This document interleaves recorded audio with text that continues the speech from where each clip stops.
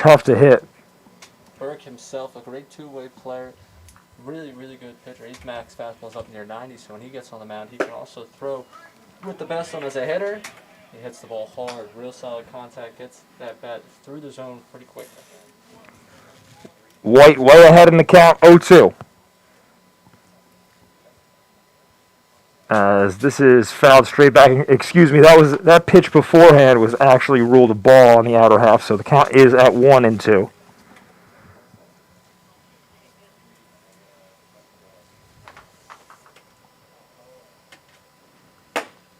The 1-2 offering just a bit outside.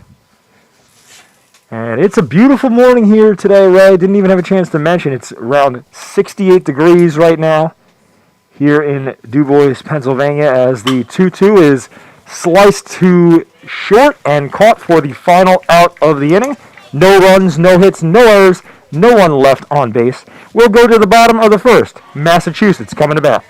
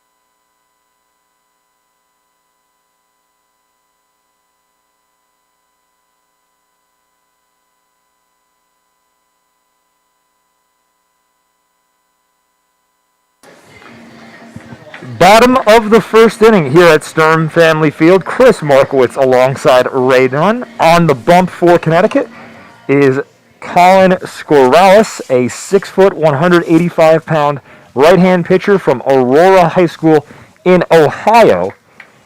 He's got a mid-80s fastball with good breaking action on his off-speed pitches. As his first pitch of the day misses outside to James Agabitis. Agabitis, a 5'9" left-hand batter from Lawrence Academy in Massachusetts. Talk about a fastball in for Scoralis. Just gets here and told, hey, you're going on the mound to start this one from Ohio, starting for Team Connecticut this morning. Yeah, trying to make some new friends with some quality pitches on the bump, as that's in on the outer half.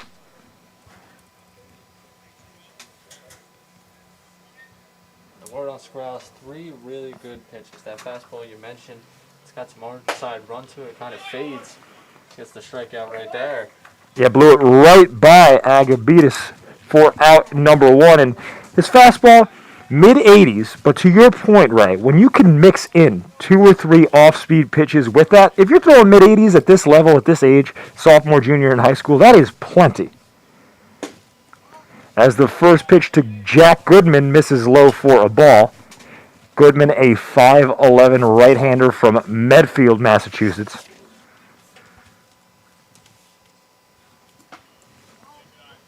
Goodman has a quick swing. He can put that bat through the zone very quickly. Exit field, the top side, 99.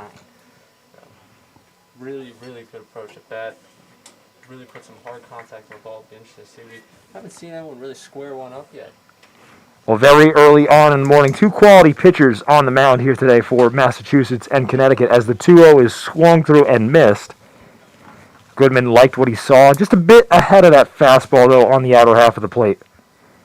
Into that the good pitching, but also how much game action have you seen really over the last few months with everything going on in the world? You know, you haven't had the games. Typically at this point, you'd be well into your summer ball, finishing through. Now you didn't get a high school season and got showcases like this, fortunately.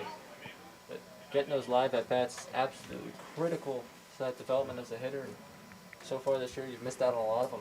Yeah, it's so tough to see different pitches from different arm angles as the payoff is chopped foul and out of play, third base side. But to your point, Ray, when you see the same overhand pitch in a batting practice, it's not the same as simulating different arm angles from righties and lefties, different off-speed pitches, different breaks.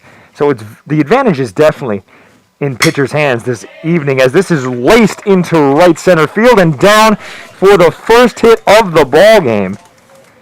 Jack Goodman with a solid opposite field knock as he sat back, went the other way with a 3-2 fastball, and he's on with Sebastian Mexico strolling to the plate. Mexico, a 6'2 left-hand batter, throws right-handed from Phillips Academy in Andover, Massachusetts. It's a good piece of hitting right there by Goodman. Just take the ball where it came in, driving it, power to both the gaps right there, and good play by the center field to cut that one off. That one looked like it had a chance to roll. This is a small ballpark, 310 to right field, 320 to left, as this gets away from first on the pickoff attempt, and Goodman strolls to second. That's about as far as he'll go. But as I was saying, a small fence, 310 down the right field line, 321 down the left field line. The power alley's 344, and center field not listed, but right around 355. So a shallow outfield here today. The 1-0 hit through the hole between first and second. Runner going to round and hold at third. So Mexico reaches with a single. Goodman advances to third base, and coming to the plate with runners on the corners and one out will be number 24, Mark Willie. I want to shout out for a second John Heitzman to throw in from right field. No runner challenging him on that one. I thought for sure Goodman was going to come in and score there, but to your point, a great throw. And perhaps the shallow outfield and the turf aiding on that one, because in a normal field, that ball probably slows down in the grass of the outfield, and the right fielder playing a little bit deeper out there. The 0-1 taken, runner goes down to second, throw not in time, and then Goodman comes in from third base. First run on the board here today for either team.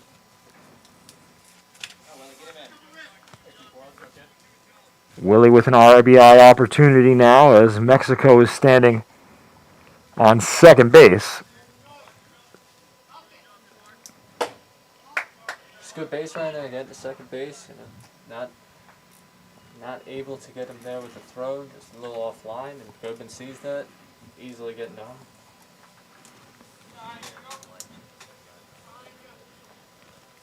It's a 2-0 count at the plate. That misses low. On deck for Massachusetts is Jake Bowen.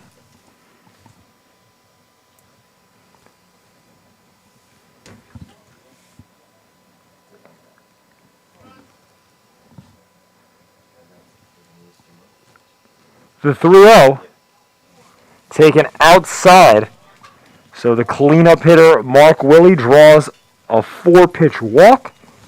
And that will set up Jake Bowen with runners on first and second and one out here in the bottom of the first. Scrouse really has to bear down here. He's had a couple things not go his way. 4-pitch walk right there, though. Danger of really putting yourself in a tough spot if you can't get someone here. As this misses low, runner goes down to third, and the throw in plenty of time. It was Mexico who went on the ball in the turf. I think he was assuming the catcher was not going to block it, but a nice job by the backstop of Connecticut to pick that one and shoot down to third base for the second out of the inning. It's David McCann back there. Real good prop time for him. 1, 1 to 2 seconds, and right there you saw it. Good defensive to block that and get that to third quickly. I don't even think the third baseman really recognized what was happening, but he had control of the situation, puts on a good throw, gets the out. And that's a huge out because it takes a runner out of scoring position. 2 outs now in the inning. The 1-1 chopped softly down the third base line, but foul.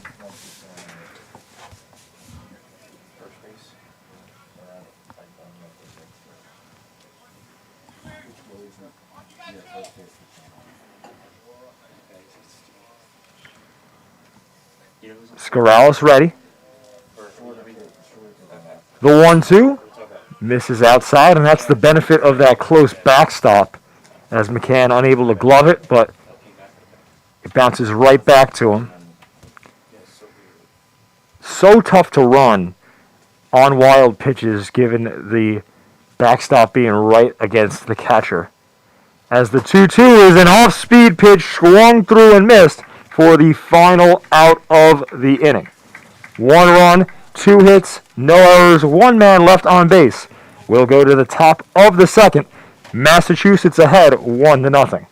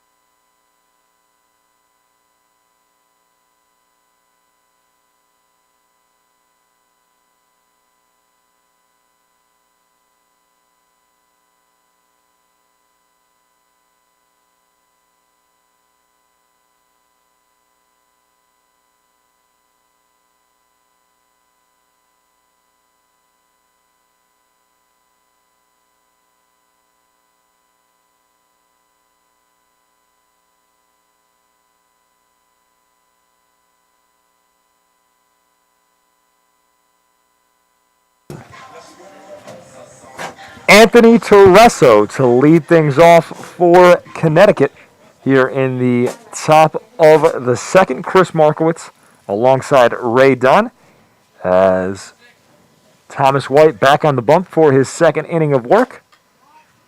Starts the inning off with a high fastball at the letters, misses for a ball.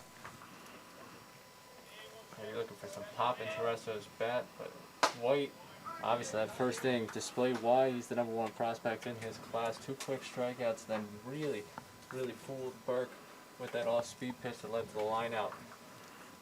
He's just pounding the zone right now. There's a confidence there. Just here it is. Try and hit it. Way ahead in the count. Let's see if he tries to mix in an off-speed pitch. We've already seen the curveball from him here today. But no, he goes right at him with a high fastball and strikes him out swinging. His third strikeout of the day. 1 out here in the second, and that brings up number 17, TJ Gormley.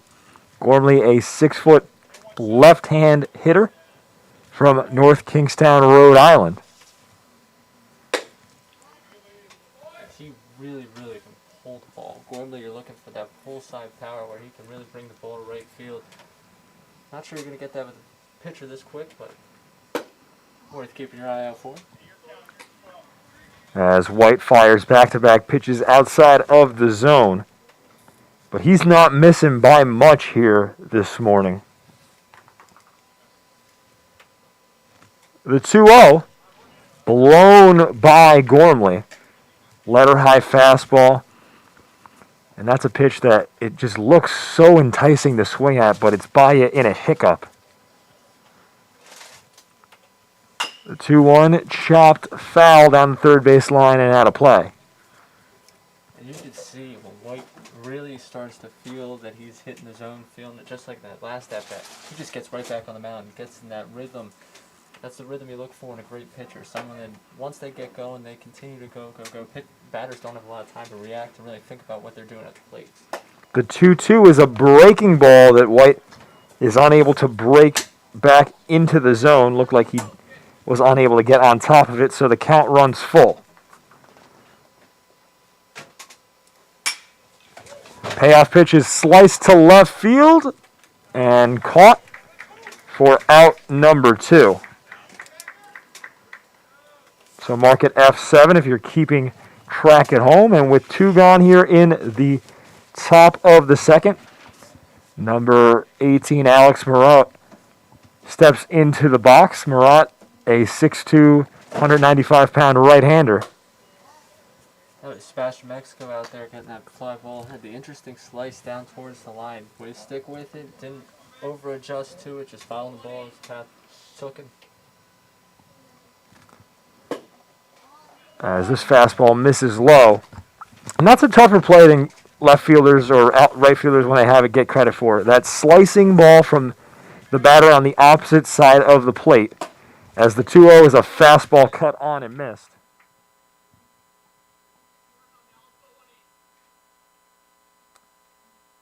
Count 2-1.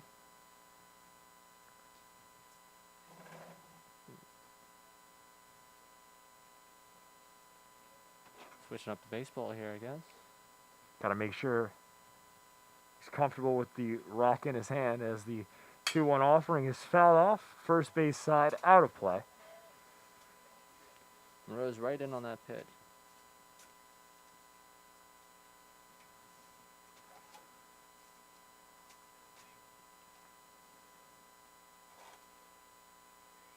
Couple shakeoffs. Now White deals. The 2-2 chopped weakly right back to him. And he sends it over to first for the final out of the inning. No runs, no hits, no errors, nobody left on base. We head to the bottom of the second. Massachusetts ahead, 1-0.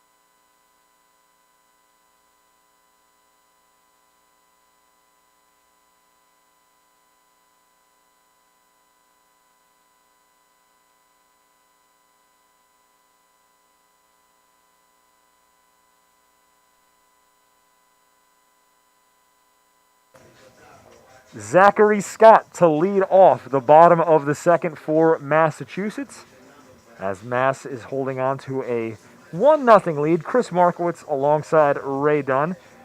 Colin Scorrales back on the hill for Connecticut for his second inning of work. And for Scott, you're looking for contact right as middle. Really drives the ball right back at the pitcher when he makes good contact. As a solid ground ball down the third base line gets through. Scott digging for second, and he's there with a lead-off double. I think we'll score that a double. That's a hard-hit line drive down the third base line. I want to point out, I just finished saying squaring up the middle, and he hits a nice sharp line drive right down the line. It's gap-to-gap hitting that you want to be looking for at this level. As Justin Kolpak steps in with a runner on second. Scott was moving with the pitch, so the hit and run was on, as Kolpak fouled it straight back. Justin Kolpak, a 6'1", 230-pound first baseman from East Hampton, Massachusetts. Scott himself is quick, really quick 6-yard jazz, 6.75 on that, and nice piece of opposite field hitting as that's through into right. Runner will hold as, again, the outfield very shallow here. at Stern Family Field. So Kolpak on it first. Back-to-back base knocks for Massachusetts here in the bottom of the second. And Matthew Lassier steps in with runners on the corner. Nobody out. And a solid RBI chance. That's just great hitting there by Kolpak. Hitting it right where they're not. He's known for his hard contact, power-type swing. They will put that one right into the hole on the right side. Lassier looked like he was trying to pull that outer fastball as he nubbed it off the end of his bat for strike one. Lassier, 5'11", 180 pounds, out of Wellesley, Massachusetts. As this misses low, count runs even at 1. Be curious to see if Massachusetts once again goes with the steal to second, the way they did. Not looking as much of a runner in terms of Kolpak, but certainly a play they tried earlier to success in the first inning. Yeah, good point there, Ray, as the run on the board was scored when Goodman came across the plate as Mexico attempted a steal and was successful getting to second base in a similar first and third situation. That manufactured the only run of this ball game so far in the bottom of the first, as this pitch is hit softly to short. Shortstop going to go across the diamond, and the throw is low and not picked, as that is going to be a hit, an error on the throw. So give Lassier an RBI, a base knock. Error on the throw allows Kolpak to move up to third base.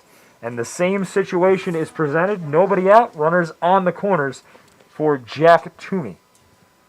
Coyne just had all of his momentum going one way over there at short. Just wasn't able to set his feet back to throw across the diamond. That's how you get the short hop over there for the first baseman and bounces away. As this offering to Toomey misses low and away. That's a tough play at shortstop. One of those throws, though, where you might want to pocket it given the situation, as the 1-0 is hit hard but foul down the third base line.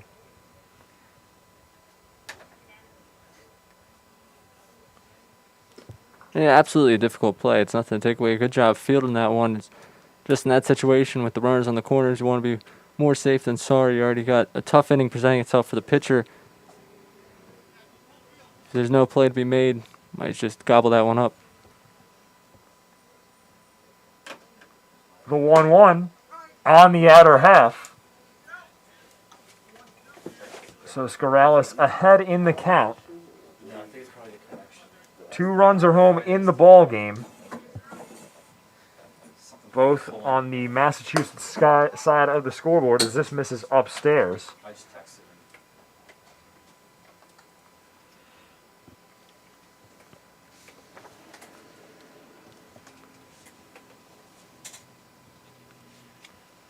The 2-2, runner goes, swung on and missed. So a strikeout swinging. Toomey back to the dugout, but Lassier moves 90 feet closer to home plate as he advances to second. So Massachusetts with runners on second and third, 1 gone in the inning. And that brings up Kyle Levine. First pitch to him fouled straight back. Excuse me, I said Levine. I meant Levine there. Kyle Levine, a 6'3", 215-pound catcher from Bishop Girton, New Hampshire. Got a strong frame. Definitely room to grow. Able to put some more pop on the ball, but strong hitter already. They'll look for him to put a little more strength on the body, and he could be a real power hitter out of that catcher spot. He's behind in the count 0-2 to Scolaris. The offering is fouled straight back. Levine going into his junior year in high school. So to your point, he's got 2 off seasons in the weight room if he wants to add to that already muscular frame. He's got a solid stance at the plate. As the 0-2 is ripped hard down the right field line, but it hooks foul and out of play. He was just slow getting his swing off there. He was a little delayed getting to that pitch. Really got good contact on it. He was just late getting that bat around. Good lead by Lassier at second base. The 0-2 hit foul as it was chopped right in front of home plate, but it struck Levine in the back of his jersey on the ricochet.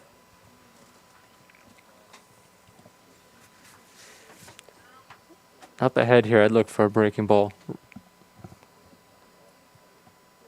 The 0-2 again is a fastball on the outer half, froze him for out number 2. As right down, you guessed breaking ball. Perhaps the hitter at the plate, Kyle Levine, did the same, and he was frozen with the strikeout looking. Yeah, I think Levine and I were on the same wavelength there. Got peppered with a couple fastballs, thought the breaking ball was coming, and just frozen by that fastball. So with 2 gone, Charlie Walker steps to the plate for Massachusetts and looks at a first pitch in the dirt. Walker, a 6'1", 200-pound third baseman from Milton, Massachusetts.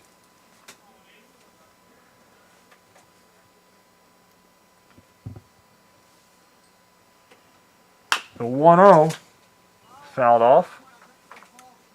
So after giving up 3 consecutive hits to start the inning, Scorrales has settled in and struck out the last 2 batters he's faced. And I'll tell you what, damage control is a factor here. You never want to give up runs, but in both these innings, Ray, Massachusetts has had opportunities to explode for multiple runs on the scoreboard. So if Scorrales could get out of this one just giving up another run, that would be an impressive way to come back after the way this half of the inning started off for him. Absolutely, and he's had a couple of tough breaks in terms of the way the runs were scored. The stolen base in the first inning, that ball gets away over there at second. You might not have the run scored there. An error earlier. You know, there's certain situations here where he's been put in tough spots and been able to bear down that pitch coming way up there, getting away from the short backstop. Count at 3-1 as Scorrales was unable to get on top of that one. On deck for Massachusetts, if Walker can reach, is Andrew Manning.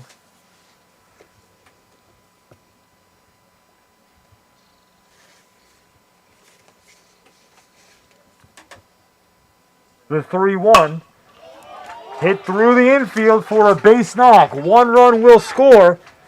Second runner cut around. The throw to the plate is in time. Just in time to get Matthew Lassier at home for the final out of the inning. So, 2 runs, 4 hits, no errors, 1 man left on base. We head to the top of the third. Massachusetts ahead, 3-0.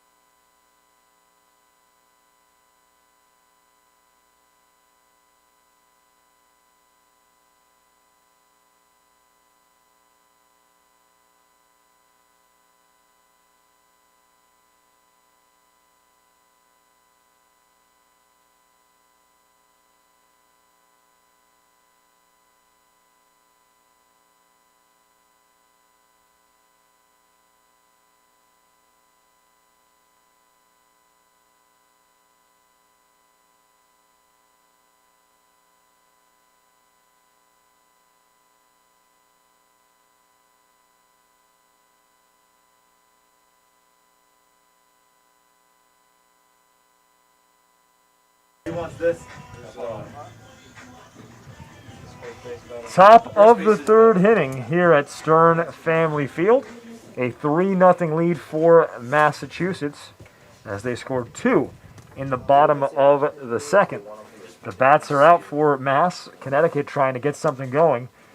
As in at the plate is Daniel McCann, the catcher. He takes a first pitch fastball up and in from Thomas White. I wish everyone could have seen McCann's face there as that fastball came up and as it was leading back.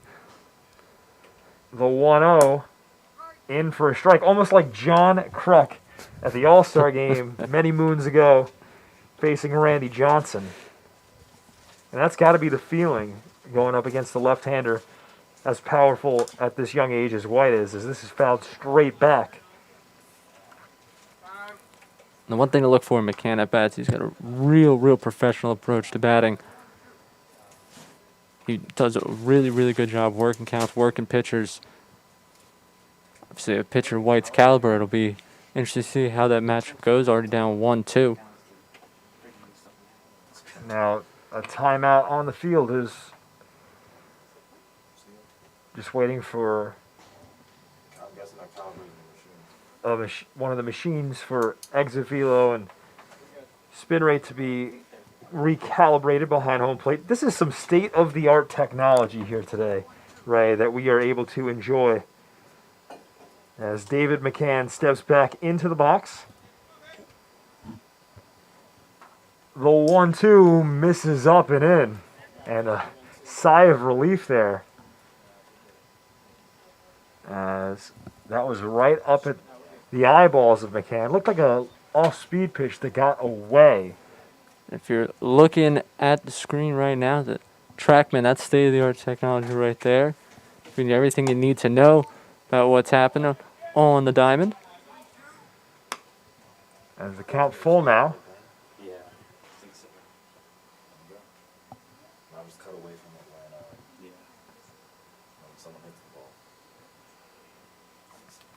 The payoff pitch swung through and missed.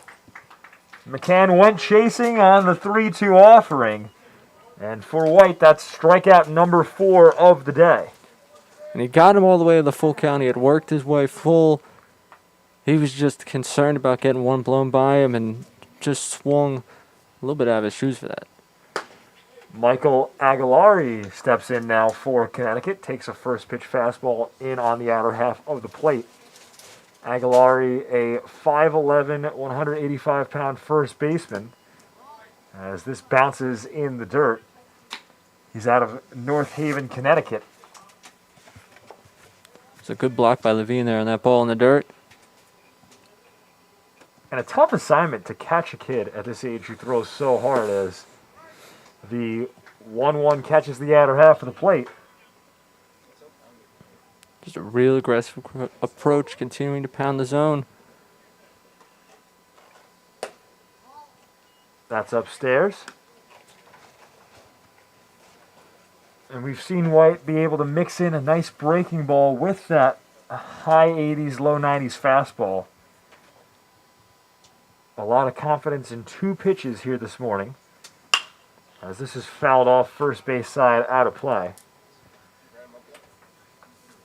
Good work, Aguilar getting on that ball. Just able to pop it up, keep himself alive.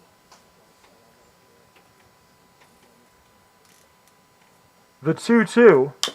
Shot foul. Good at bat here by Aguilare. Really making White work.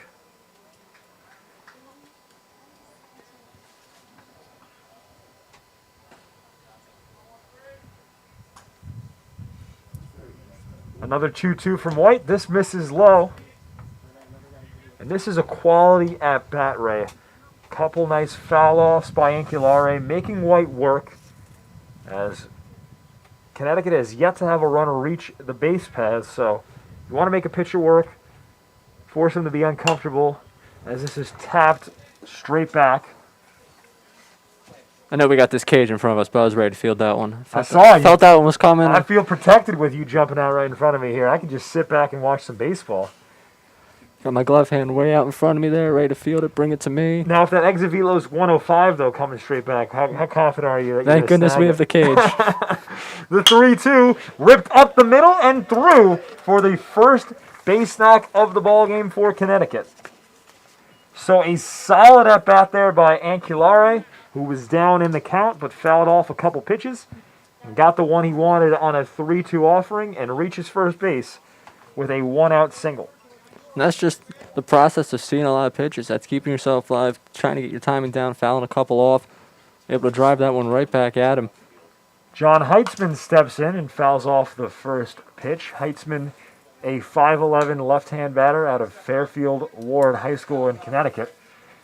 And this will be the first time today, Ray, that we see, or potentially see, the pickoff move from White, the left-hander. Also going to get him out of the stretch.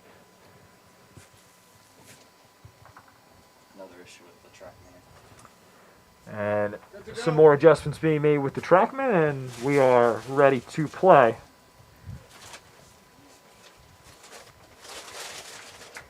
Now, Heitzman in the field. You remember making that throw, that last half inning, and cap it off, throwing the runner out the plate. Good arm from right field, good corner outfielder. Yeah, so much of these showcases, I think, from the perspective of young kids, is how am I going to perform at the plate? But a lot of it is defensively, right? You can't necessarily control every at bat. Sometimes you're going to see tough pitches that you don't necessarily have the time to make the adjustment for, but you can always control coming into any ball game how you play defensively. It's just a matter of being prepared, having the right mindset in the field. As the 0-2 freezes Heitzman for strike 3. 5 strikeouts now in the ball game for Thomas White. And with 2 gone and a runner on first, Jared Munoz strolls in for Connecticut. Looking for a clean, quick swing out of him. Got a lot of raw power he can tap into here. Already up 1-0 in the count. Munoz, a 5'11", 195-pound right-hander from Bishop Hendricken as he fouls the 1-0 offering back. He's got that classic look with the left elbow pad. I should have rocked one of those. I never wore any of those. My swing was slow enough as it was. I didn't need something to slow it down. As this is chopped over to first, snagged by the first baseman, and it's a foot race to the bag. He wins it, and that is the final out of the inning. No runs, 1 hit, no errors, 1 man left on base. We go to the bottom of the 3rd. Massachusetts coming to bat. They lead 3-0.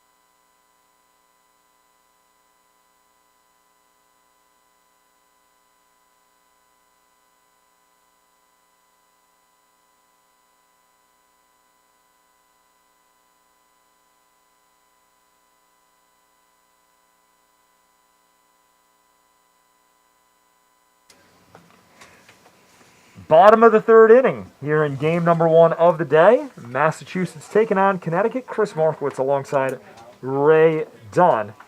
As Colin Skolaris done for the day. Alex Tawa onto the mound to relieve him as his first pitch is blown by the bat of Andrew Manning for strike 1. So the final line for Skolaris, is 2 innings pitched, 3 runs given up, all earned, 6 hits, 4 strikeouts, and 1 walk. As this offering is swung through a miss, looked like a breaking ball, some solid movement on it as well from Tawa. Getting back to Scorales, wrapping up his day, 2 innings pitched, kind of just getting thrown into it, joining the Connecticut team. I told you going on the bump first, had a couple of tough situations, but gets himself out of his. Tawa, look at that breaking ball right there. Getting the strikeout to start this inning. He's got a lot of confidence in that little bit of it looks like a slide piece, sweeps from the left-hand batter's box to the outer half of the plate. With one gone, he will face Carson Walsh. First pitch to Walsh is that slider swung through and missed, so he's got the confidence to throw that in an empty count, and that is rare for a pitcher at this age. And the sky report on him is that he's going to go to that breaking ball, uses it a lot, and it's very, very effective. Also, if you look at his delivery, he's going to hide the ball really, really well until you get right there to that delivery point. Not the hardest thrower, Tawa, but with a max fastball of around 83 miles an hour, to your point, Ray, it's all about mixing in looks, being able to hide your release point until that very end of your delivery, and mix in those good off-speed pitches with location. The 1-1 is another breaking ball, swung through and missed. That's absolute filth on the inner half of the plate. Absolutely. I mean, these hitters just looking at that, they're not seeing it until the very end, and by the time they're seeing it, it's dropping on them. The 1-2 is another breaking ball in the dirt. Second strikeout of the inning for Carson Walsh. For Tawa, who strikes out Carson Walsh. And with two gone, nobody on, Drew Renzella strolls up to the plate for Massachusetts.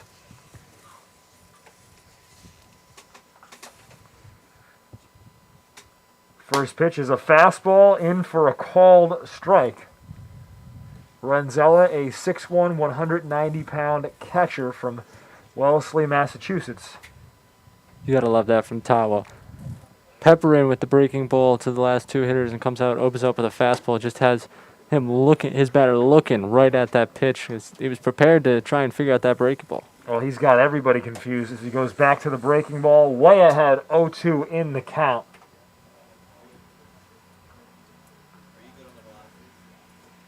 The 0-2, another filthy bender in the dirt, swung through and missed the throw to first in time.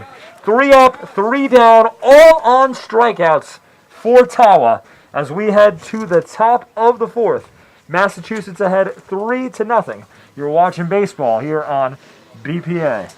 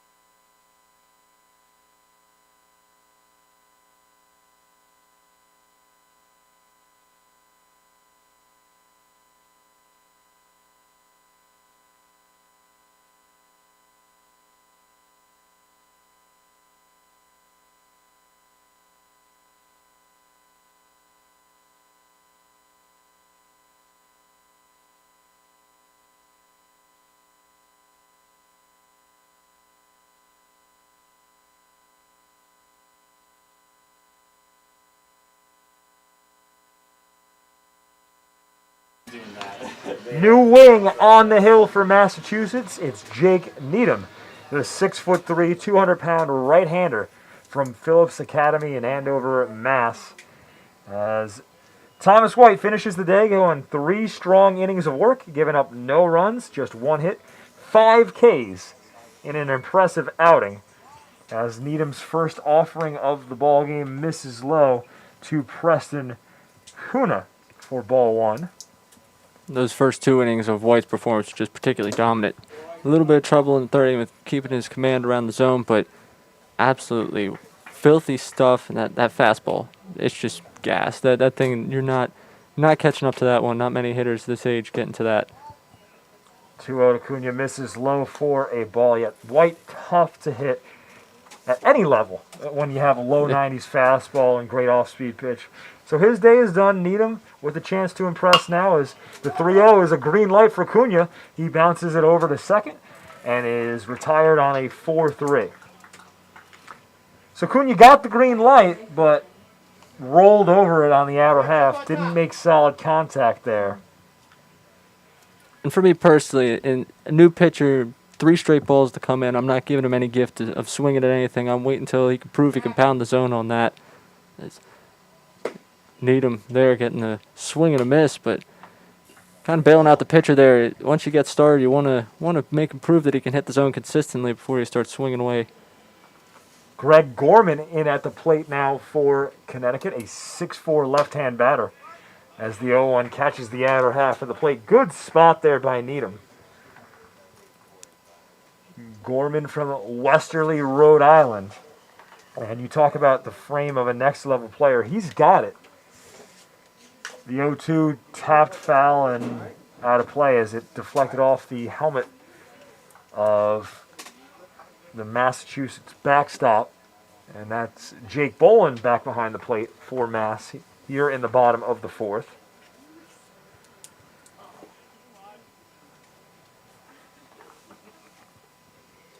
O2 swung through and missed. Needham took something off. Got Gorman to swing through the bender. And he's got 2 quick outs here in the bottom of the 4th. Yeah, the book on Needham will tell you that fastball is low to mid 80s with some side run, but he's got that good bender. He's got a good curve and a nice movement to it. Seeing evidence of that right away. Michael Coyne steps in now for Connecticut, the final hitter in their 13-man lineup. A 5'11", 160-pounder right-hand batter from Fairfield Prep as this pitch bends in for a called strike. Needham with great break on that off-speed pitch in between a curveball and a slider.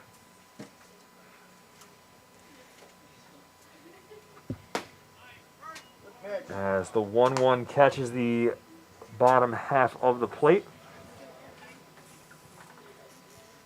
And Needham's just working quick here, getting himself back on the mound quick. He's got a mid-80s fastball with a lot of rotation on it. As the 1-2 is a off-speed pitch, fouled off. Coyne fooled there, but able to keep his hands back and just make contact to stay alive in the at-bat. Ever so critical. It's not going to be the prettiest swing when you're fooled like that, but if you could just keep yourself alive, live to see another pitch on that one. It was a good break on a really good pitch for him to be able to foul that one off. Another breaking ball. This time Coyne saw it out of the hand. Wisely lays off. Count runs even. Deuces are up. 2 balls, 2 strikes, 2 outs here in the top of the 4th. As that fastball misses letter high and in, count runs full. Sun poking back out from behind the clouds here in DuBois, Pennsylvania. The payoff pitch misses low, and Coyne is on with a 2-out walk. Almost looked like Needham there was trying to overpower him. He looked like he was trying to really put more onto that, speed up his arm, try and get the faster pitch, something just not going to work if you're trying to do that. Getting to the speed of his pitches, though, it looks like his velocity is up from the last time he's been scouted on. He's up near 85 consistently. That one's in there, first strike. Starts the at-bat to Gutsfield with a fastball on the first pitch as Tyler Gutsfield strolls in, struck out looking in his first at-bat.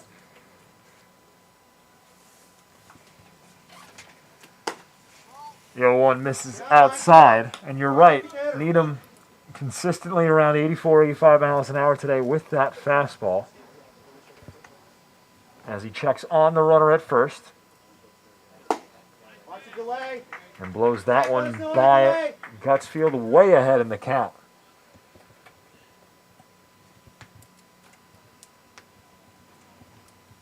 It's a 1-2 count at the plate on Tyler Gutsfeld. Needham deals and gets him swinging on the breaking ball for out number 3. No runs, no hits, no errors. 1 man left on base. We head to the bottom of the 4th. Massachusetts coming to bat.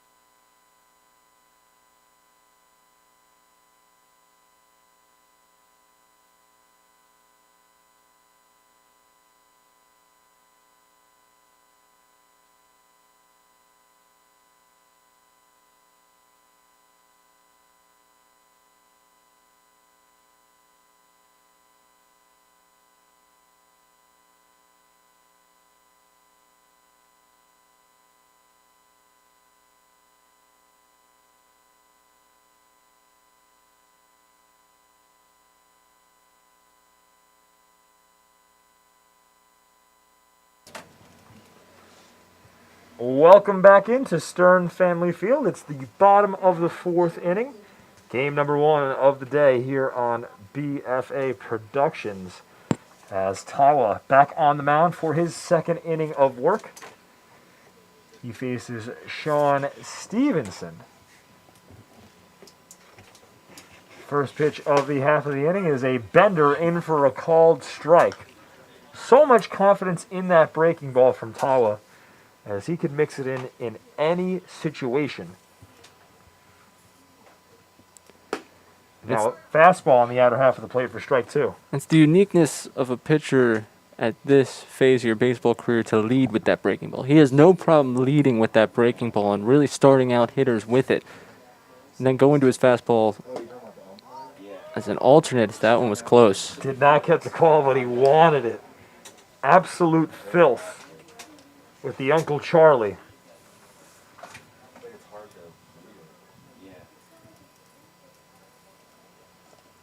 The 1-2 hits solid out to left center field and down for a knock.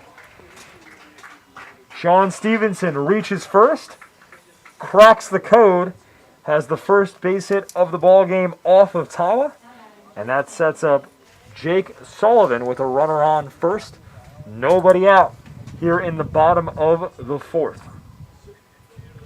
And when Stevenson bats, he doesn't get cheated. He's good at making contact there. He's got good gap-to-gap power, and right there you saw him just take that ball the other way, not really set on it.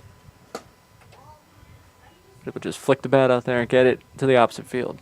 Looked like a breaking ball that Tawa just was not able to get enough snap on top of. It hung up in the zone and gave Stevenson the chance to send the hands to the opposite way. 1-0 on its way, and this is hit hard into right. That gets through for a base knock, so back-to-back singles for the bottom two hitters in Massachusetts order, and that will turn over the 16-man lineup card. And coming to bat for the second time today will be Massachusetts leadoff hitter James Agabitis, who struck out swinging in his first at-bat. But he's got runners on first and second now. Nobody out here in the bottom of the fourth. This pitch from Tawa misses low. And Tawa had a lot of confidence coming out of the windup, but now going to the stretch, Ray. Obviously, he's faced just one batter, but that does affect his control a little bit early on in this inning. And he's not able to hide the ball as well. We were talking in the last inning just about how he's able to really deceive hitters by that ball not really being seen until it's about to come out of his hand. Here, he's not hiding it as well. Hitters might be able to really catch on to what he's throwing earlier. Count even at one. The offering is looped down the left field line, and it slices foul out of play. And that is why I did not park there. That ball bounced in right towards the parking lot. Yeah, I made sure I parked behind home plate in the parking lot here, but I made sure I was about 200 feet away from the backstop. It's going to take a true act of God for a broken windshield on my Chevy Impala today. As the 1-2 freezes Agabitis for strike three. So Tawa able to find the zone again with that bender. Come back with a strikeout for out number one in the inning. And that pitch looked like it was coming in. Agabitis froze it because he's like, oh, this thing's going to definitely come to the inside corner. I don't want any parts of that. I'm not going to be able to put good contact on it. And it just drops perfectly into the zone. Beautiful work there by Tawa. Jack Goodman up in the box has a hit on the day as he swings through the first offering. Goodman scored the first run of the ball game. He singled in his first at bat, came across the plate in a first and third situation where Mexico stole second base. The throw got away from the middle infield, and Goodman strolled home. The 0-1 hit on the ground to third. This could be a double play as the throw over to second in time. Over to first does not get the speedy Goodman. So it's a fielder's choice. Runner is out at second, and we will have runners on the corners with two gone. Mexico steps in. Sebastian Mexico singled in his first at-bat. Now he's got a two-out RBI chance. Could have been moving up that first base line. hit that well to third. Just able to beat that throw over to first. And now he goes on the pitch as it's swung on by Mexico, hit to deep left center field, but tracking it down for Connecticut is their center fielder. And that out there was Munoz. Gets underneath it for the final out of the inning. No runs, 2 hits, no errors. 2 men left on base. We head to the top of the 5th. Massachusetts ahead 3-0.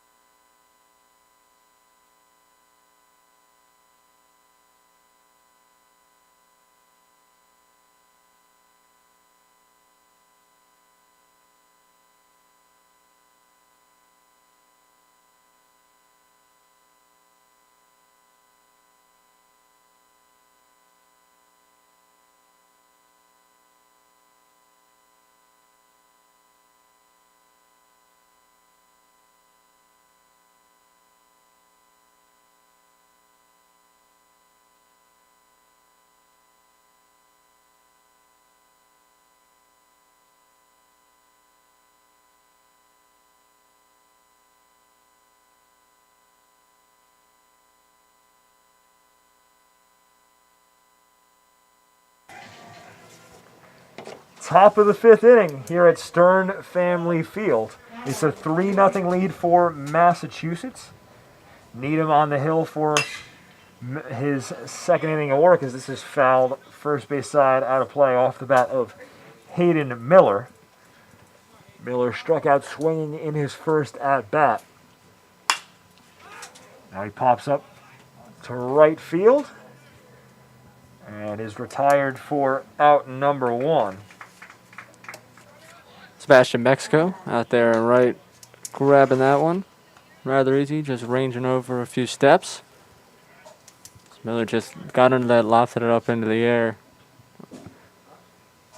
Up to the plate is Garrett Burke, who lined out to short in his first at bat. He takes a first pitch fastball outside.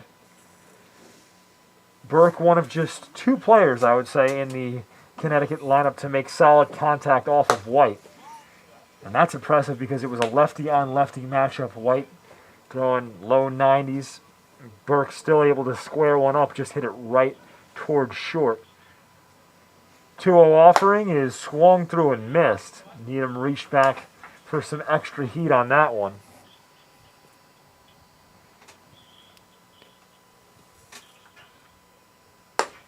Bender misses high. Down 2-1, trying to sneak that one high and outside.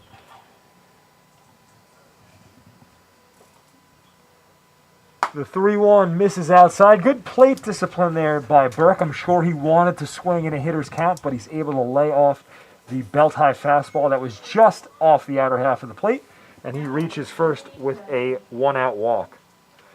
And that's just great approach at bat. Saw one pitch he liked. Didn't get it, swung through it, but other than that, he was really looking for something in that zone. Ball in the dirt now as Burke is moving and reaches second base. That ball got lost in the backstop. Bolin was unable to dig it out. And that's the thing about that backstop. If it doesn't ricochet right back to you and it gets caught in the lower half, it is actually a tough play for these catchers. Agabetis with the back up there, that throw going over second base. Agabetis is shortstop for Massachusetts. Make it look casual, just grabbing the ball. Something they teach really young, that back up to second base, but coming in handy right there. The fundamentals of the game saving Massachusetts from allowing a runner to advance 90 more feet. As it's a 2-0 count at the plate, Tereso fouls this one straight back, and you could see by the look on his face, he got the offering he wanted, but was unable to square it up. Yeah, he turned around, and it was one of those just, that was mine. That was the pitch he wanted. That was what he wanted to see, and Just wasn't able to barrel it up the way he wanted. Checking on the runner at second is Needham. He deals, and Tereso fouls this one straight back. That same look on his face. Another one he just missed. It's Needham attacking his own right there, and he's right on that ball. Tereso is right on that ball. If he can just stay down and really get his hands through the zone quicker, he's going to be able to put some serious hurting on that baseball. The 2-2 is a bender hit solid to center field. As that is a fly out, the runner trying to advance to third, and Burke in there safely. So Tereso with solid contact to center, but was unable to drive it into a gap. So he flies out for out number 2, and that sets up TJ Gormley with a 2-out RBI chance. Burke 90 feet from home plate. That's good. Put that ball in play. You know, frustrating at bat for him because he had 2 pitches he really liked, didn't quite get the offering on him. But at the end of the day, the runner moves up. That's what you're looking for, that situational hitting. And he put a good swing on the ball. He was able to put that one deep into a shallow center field. And that was a good read out there by Lassier in the center. As the 1-0 misses outside, it looked initially like that ball was going to get over his head, but Lassier able to pedal back and have it in his back pocket for the second out of the inning. As the 2-0 is right down Main Street. Gormley taking all the way here. Lassier also with a good throw there. Made it much more closer of a play at third than I thought it was going to be for Burke. Is tapped softly to second. The throw over to first is in time for the final out of the inning. So no runs, no hits, no errors, 1 man left on base. We head to the bottom of the 5th. Massachusetts coming about with a 3-0 lead.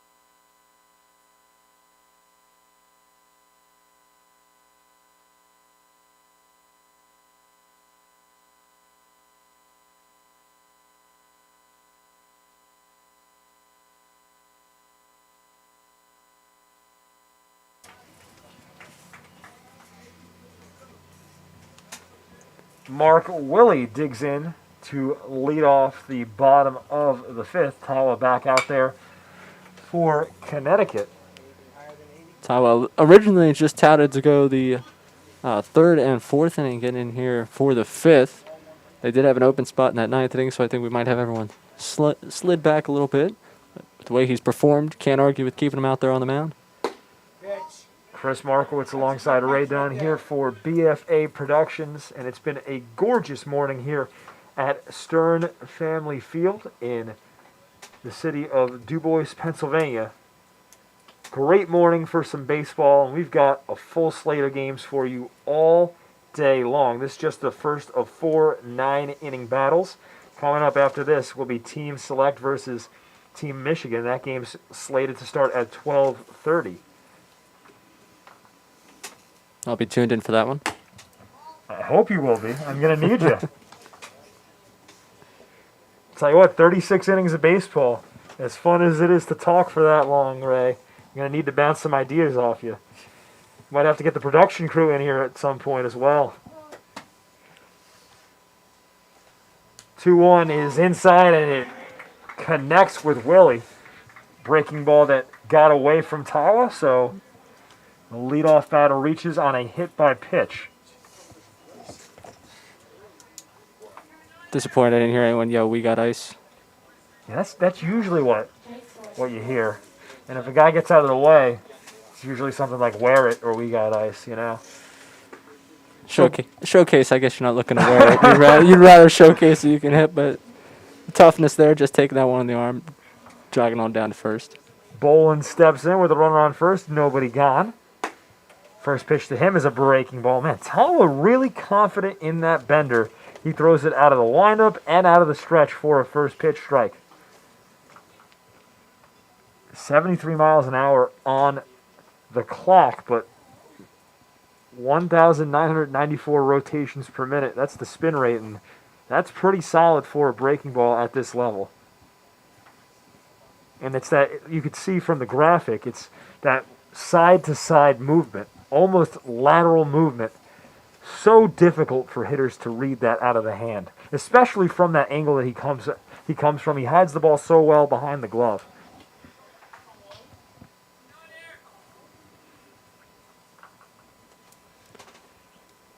Looking at Bolin here, that open stance, takes that step over towards that other box. Really look for him to open up, get powerful in that swing once he gets something he likes. The 0-2 is a bender that he's able to foul back.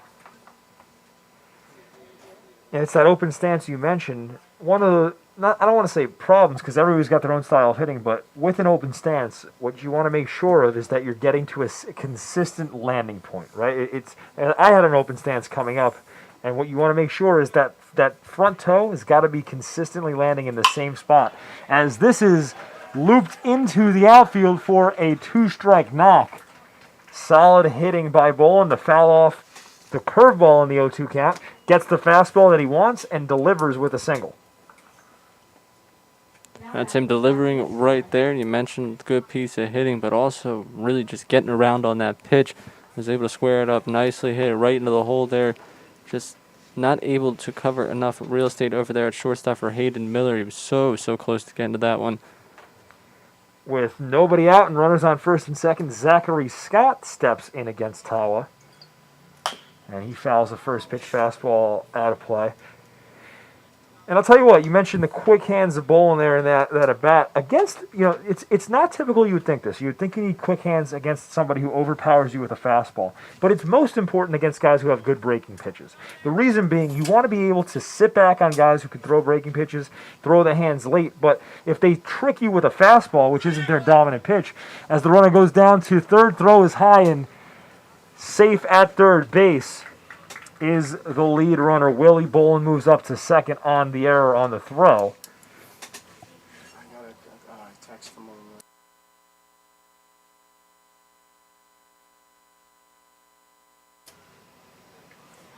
So runners on second and third now. Still nobody out here in the bottom of the fifth. The 1-1 tapped softly to short. This will plate the runner from third.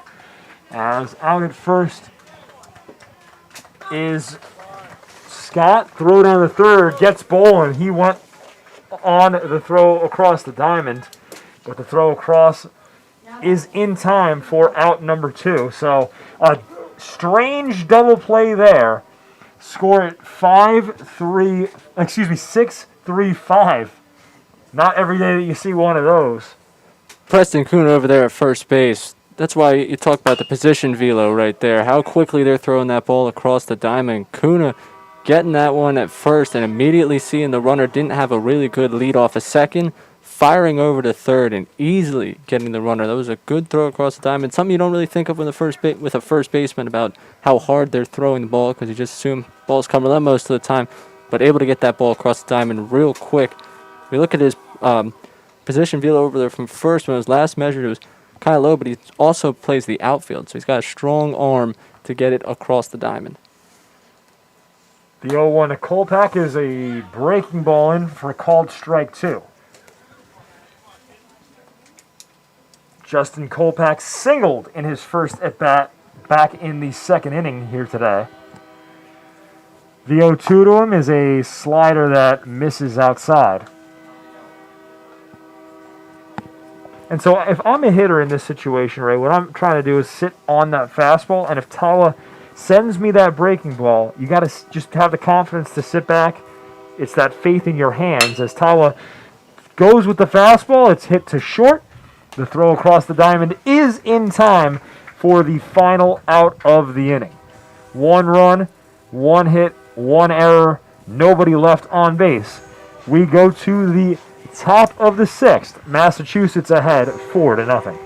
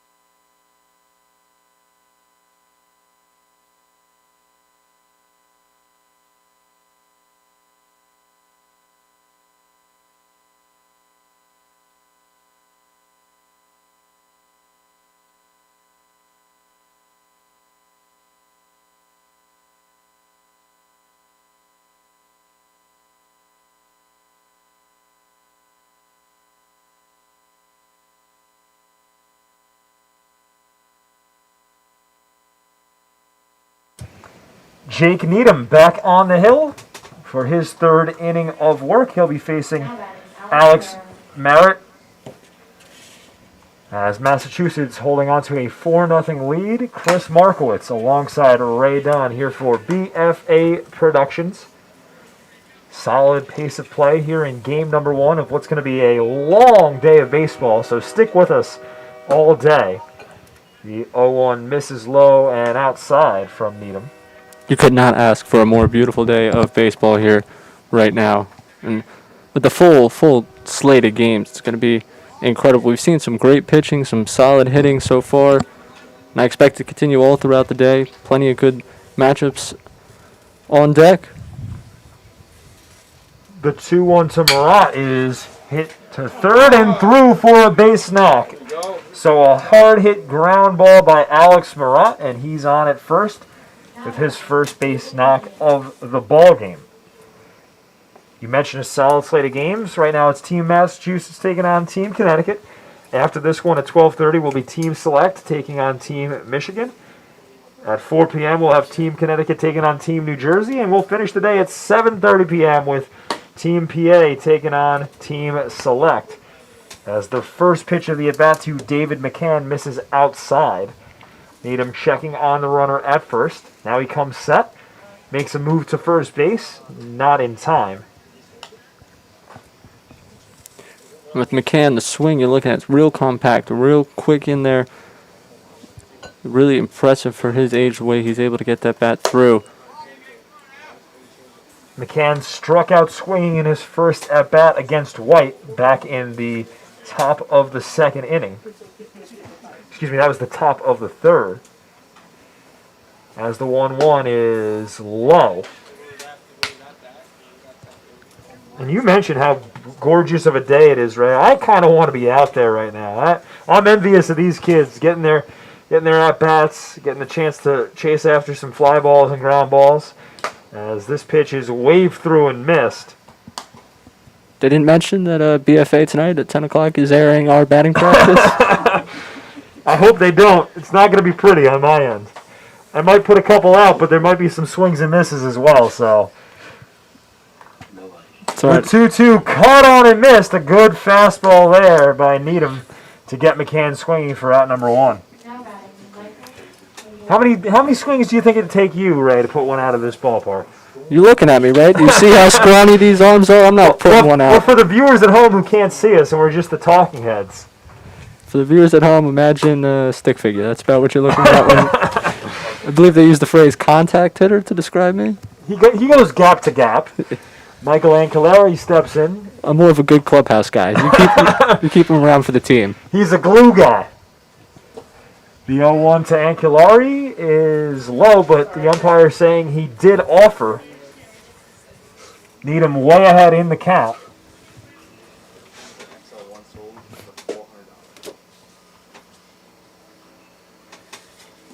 The 0-2 bounces. Bolin can't find it. And Merritt will reach second base easily on the wild pitch.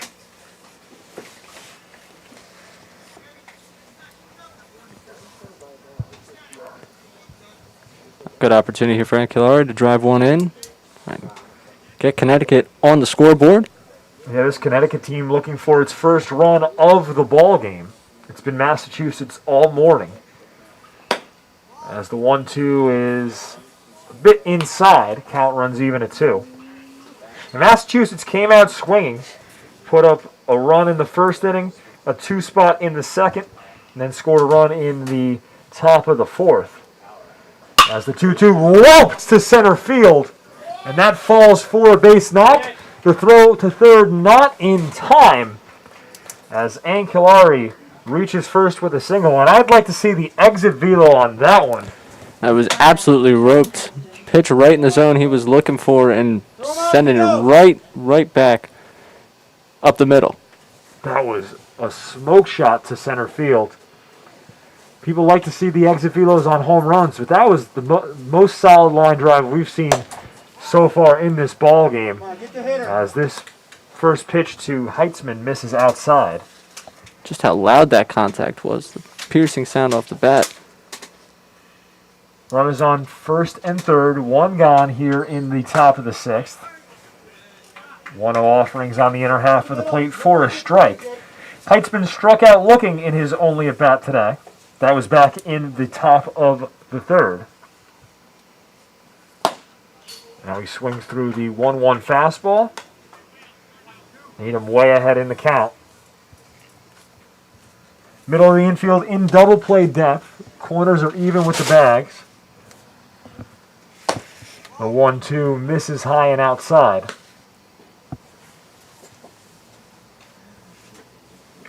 Heitzman's got the ability to drive it to all fields. Really able to take what he gets from the pitcher and put it in play. Needham's 2-2 misses high and outside. A big lead over at first base by Ancolari. Bolin tentative to throw over there because he does have a runner 90 feet from scoring position. Ancolari almost daring for the throw. Now he goes on the offering. This ball hit into right. Caught for the first out. Throw to first is low. Ancolari slides back in safely at first, and the runner comes in from third. So Heitzman out on the fly ball. Call it an F9, an error on the throw. And the run scores on the error. So Murat crosses the plate for the first run of the ball game for Connecticut. Cuts into Massachusetts' lead. It's a 4-1 lead for Mass. And with 2 gone, 2 out, and a man on first, Jared Munoz steps in. Running on that 3-2 worked, but I don't think it worked in a way you ever would have expected drawing up that play. Drawing the throw that ends up being low and letting the run score. 2-0 count now on Munoz. And yeah, listen, you had the ideal situation defensively. You got the runner to go. You had a shallow fly ball to right field. So the runner was basically stranded in no man's land on the fly ball. 2-0 offering is hit to third. Third baseman Fields fires across the diamond for out number 3. So 1 run, 2 hits, 1 error, 1 man left on base. Connecticut on the board. We go to the bottom of the 6th. Massachusetts leads 4-1.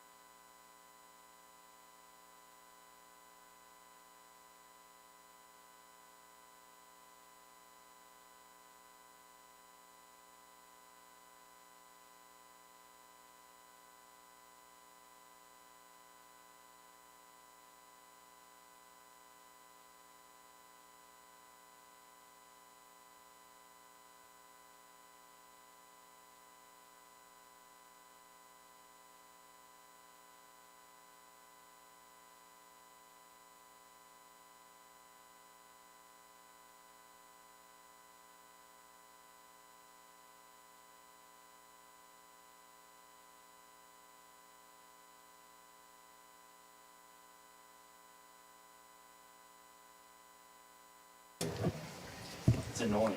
New arm on the mound for Connecticut. It's Creighton Wesson, wearing jersey number 12, a 6'4" right-hand pitcher from Avon Old Farms, Connecticut. With Weston, you're looking for that slider. The slider is going to be the out pitch for him. Got some late break to it. Generates a lot of swings and misses. First pitch fastball is tapped to second, and that is going to be an error as Lassier reaches first base to lead off the inning on the E4. Final line for Alex Tawa. He goes 3 innings, gives up 1 earned run on 4 hits and 4 strikeouts. And he was impressive with that little breaking ball that he was able to bend in consistently. So a solid line of work for him today. As this pitch misses upstairs to Toomey. Over there, what you just saw at second base, not getting the glove down, not really getting in front of that ball enough to really stop it or slow it at all. Letting that roll on into right field.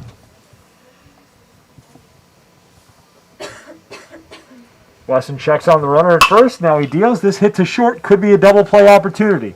The flip to second, throw over to first is high. So it's a fielder's choice. No error because you can't assume a double play.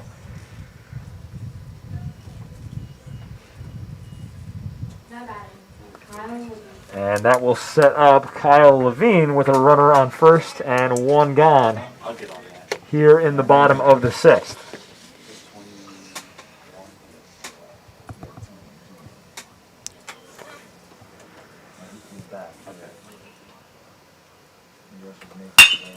Hard hit ground ball at the middle. This could be 2. Shortstop steps on the bag, fires a nice diving stop at first base, holding the bag at first with an impressive display of athleticism for Connecticut was the first baseman. Anculari right there. Anculari with a great stretch, and that will end the inning. No runs, no hits, 1 error, nobody left on base. We head to the top of the 7th. Mass ahead 4-1.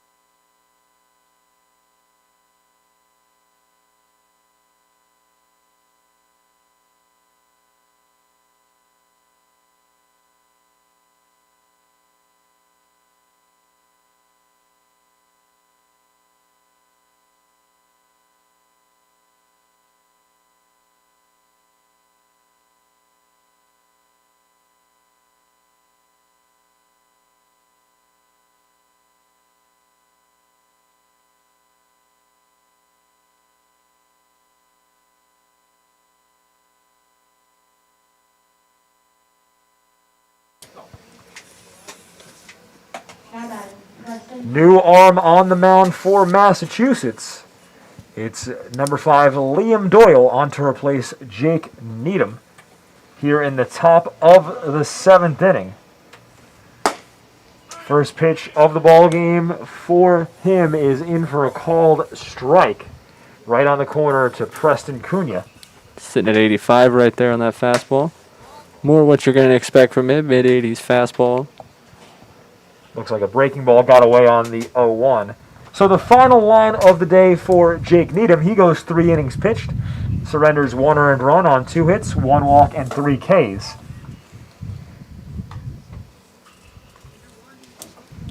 Doyle, as you mentioned, he sits mid-80s with his fastball, but he's got a quick delivery.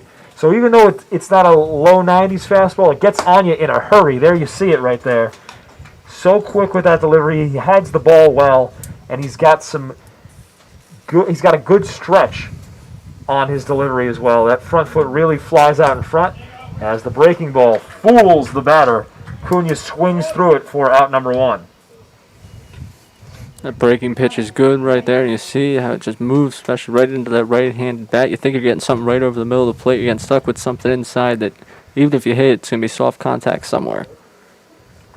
It'll be a lefty-on-lefty matchup with 1 gone here in the top of the 7th. Gorman strolls to the plate. Takes a first pitch low for a ball. Greg Gorman struck out swinging back in the top of the 4th, and that was his only at-bat of the ball game. Connecticut batting 13 hitters here today. Massachusetts hitting 16. As we're going the full 9. Normal baseball rules except for the lineups. Being a showcase, these two teams want to give all their players the opportunities to come to bat. The 2-0 is a letter-high fastball. Gorman bails out Doyle. That pitch looked like it was out of the zone. Again, with that new pitcher, don't want to give any favors to someone just getting into the game. Force them to hit the zone with you. Oof. Doyle bringing the heat on that one. Count runs even at 2.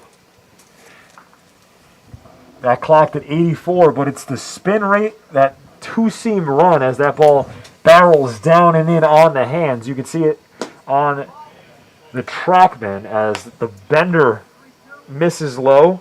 Good plate discipline by Gorman to lay off of it.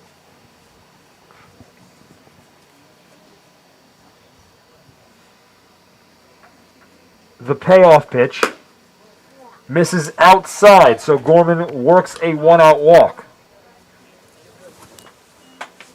Mentioned that run he's got on the fastball there. It looked like he might have been trying to paint that corner again, that to run back in on the outside corner instead, just trying to hit the zone there on that 3-2.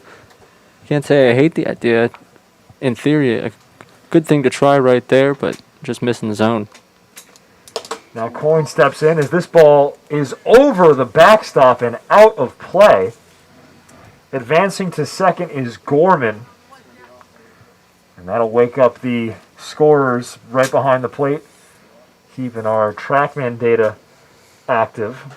Hope everyone's okay.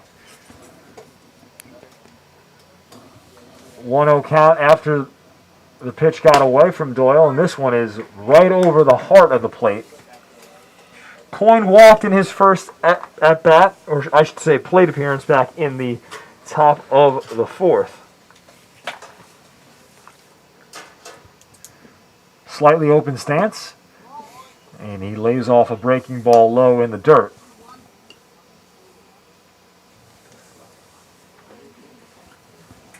And again, the scoring opportunity here for Connecticut. They've been few and far between for them, but capitalizing here.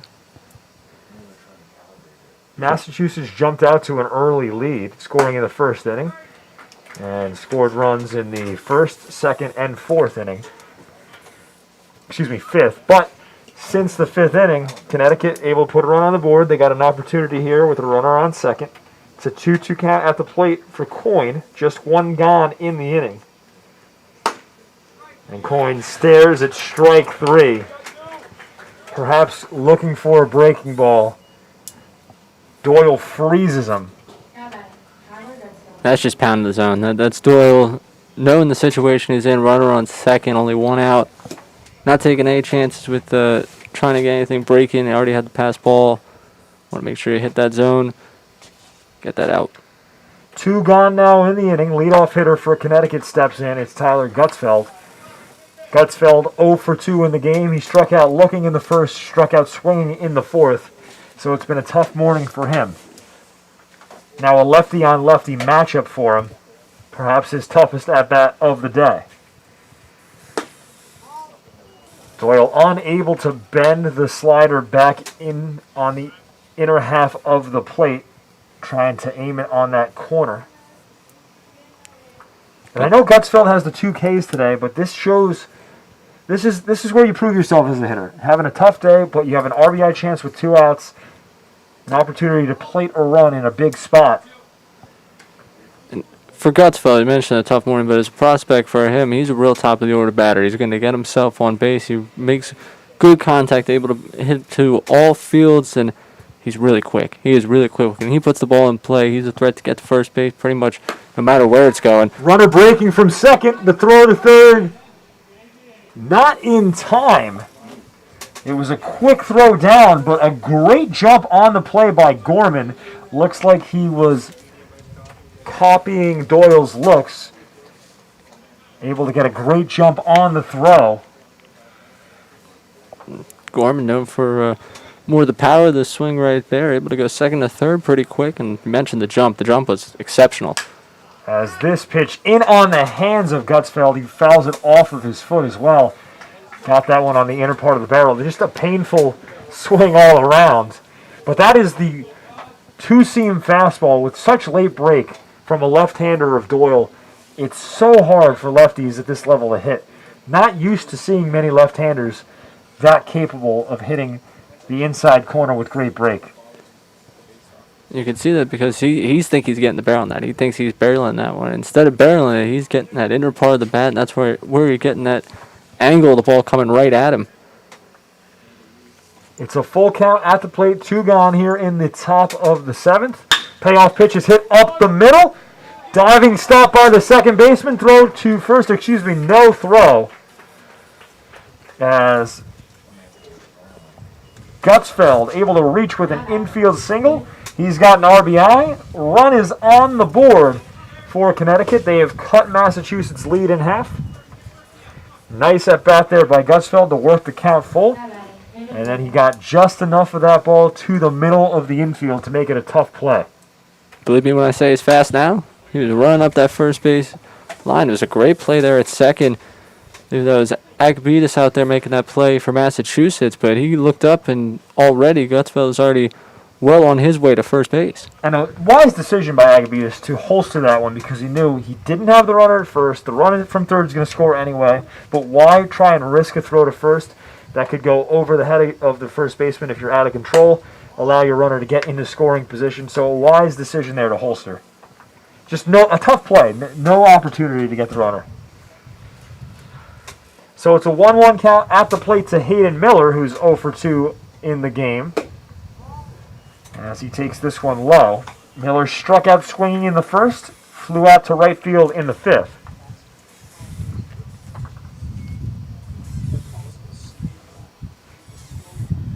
Big lead at first base by Gutsfeld, almost daring for Doyle to throw over. But Doyle not paying any attention to him, blows a 2-1 fastball right by Miller. Deuces are up, 2 balls, 2 strikes, 2 out here in the top of the 7th. This is roped to right center field. Could be trouble. Off the wall. Digging for second is Miller. He'll get there standing with a double. Runner coming all the way around and scoring from first base is Tyler Gutsfeld. So some courage by the Connecticut coaching staff sending Gutsfeld. I don't think the outfield expected that.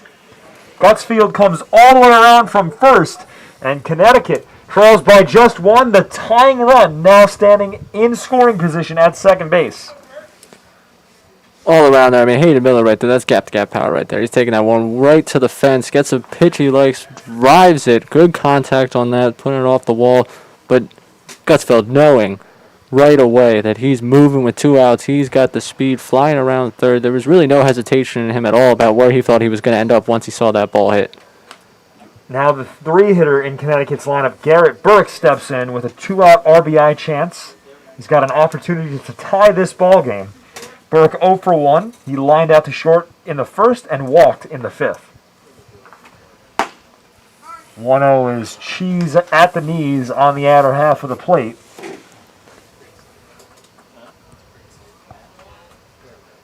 That caught the corner at 86 miles an hour. Now a bender froze Burke as he thought that was going to hit him. Didn't even see it cross the plate for strike 2. And that's part of him stepping in with that open stance. He steps in, so that pitch that looks like it's inside, looks like it's even more inside because he's moving towards it. Another bender, called strike 3. Doyle freezes him and is able to get out of the inning and strand the tying run at second base, but not before 2 runs come across the board. We'll head to the bottom of the 7th. Massachusetts with a narrow 4-3 lead.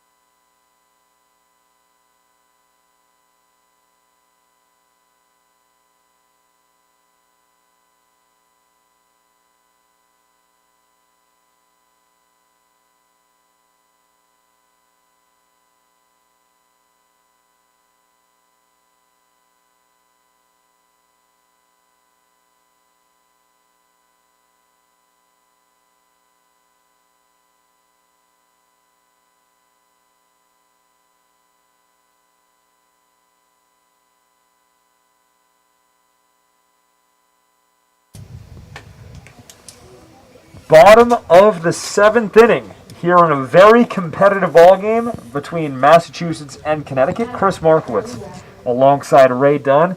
And Ray, it was a 4-0 lead in the 5th inning for Massachusetts. But in the last 2.5 innings of play, Connecticut really dominating the pace of play. They put 2 runs on the board in the top of the 7th, and they are right back in this one. Massachusetts trying to respond here in the bottom of the 7th, starting out with Charlie Walker. He's got the making of a powerful swing here. You look how wide that stance is. He's able to barrel one up. He can send that one quite far. He'll make that 321 in left look very short. Walker singled back in the the bottom half of the 2nd, as he's way ahead in the count 3-0.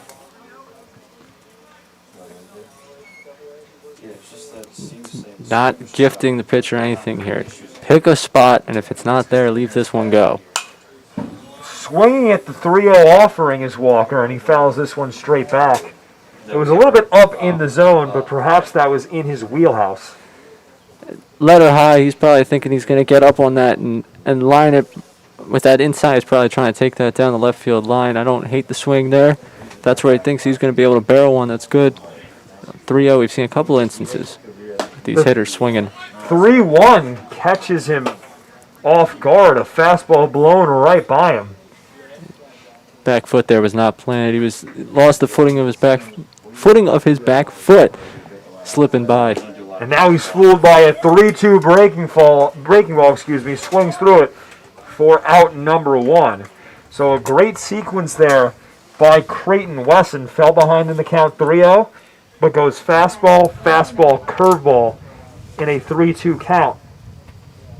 Gets the first out of the inning. And you've got to hit it on the ropes once you blow a fastball by him, 3-1. Because at that point, he's going to try and adjust to hit that fastball. And more than likely, if hit with the breaking ball, he's going to be way out in front of it. And in that case, that's exactly what happened to Walker. Andrew Manning steps in now, 0-for-1 with a strikeout, as he taps this one straight back foul. Sigh of relief for those sitting right behind that screen, as that hit the top lining of the screen behind home plate.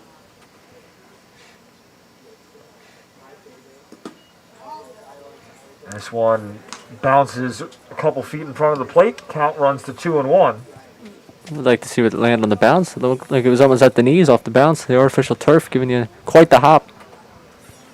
The 2-1 misses high. I'll tell you what, with this turf, you can almost cricket ball it right in there. Obviously, it's not going to get called for a strike.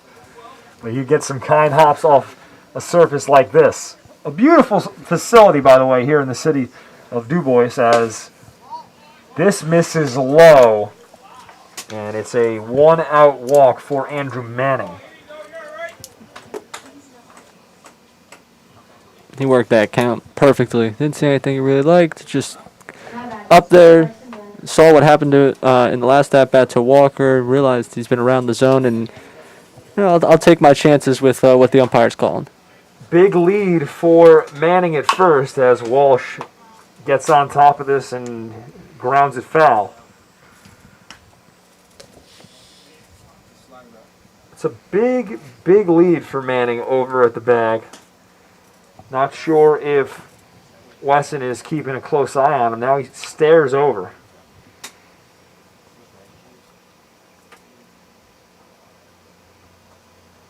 The 0-1. Letter high fastball in for called strike 2. Really, really good pitch there. Especially on that outer half for the guy who's got the stance that pulls him more towards the left field. Really is only going to be out to poke at that fastball up on the outer half. The 0-2. Fastball misses high. Good setup pitch there, though, as now you can play with some breaking balls down low. Mix in your spots now.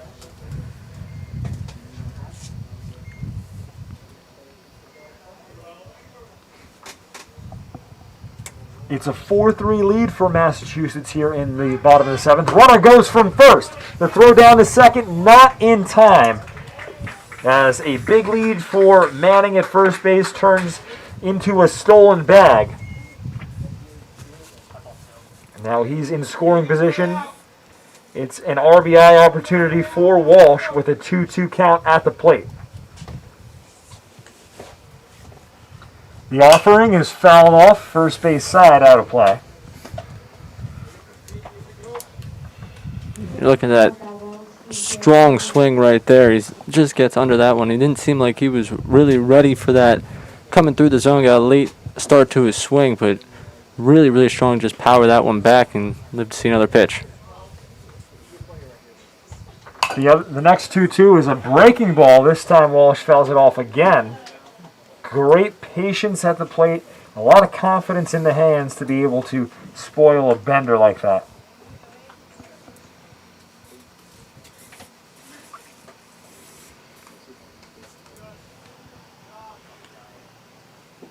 A couple stairs to second, and now Wesson steps off, trying to keep Manning close to the bag.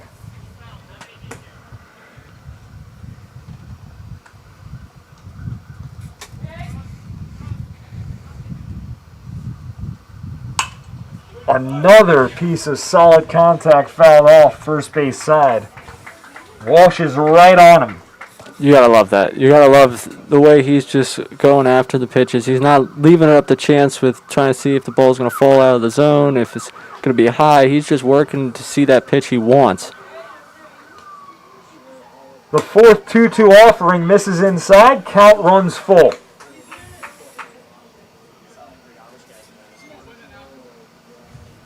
Getting his money's worth in this at bat, taking it full. Now you really got to attack the zone. The payoff pitch. Taken for a called strike 3. So after a great battle by Walsh, he stares at a fastball that catches the outer half of the plate and is retired looking. That's a tough break for him because it was a really, really good at bat to go out like that. It's the oldest cliche in the book, swing at anything close, but really right there, that one's too close to take for him. Now it's a 2-out RBI chance for Drew Renzella, as the first pitch he sees is an off-speed pitch on the outer half of the plate for a called strike 1. Renzella on the day, 0 for 1 with a strikeout swinging back in the third.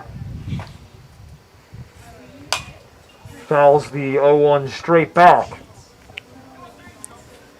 If you look at the load of Renzella's swing, it's so fluid. It works so well for him to get his hands set and get ready to go for that swing. As he loads up, he looks very prepared and really able to get his hands through the zone quickly.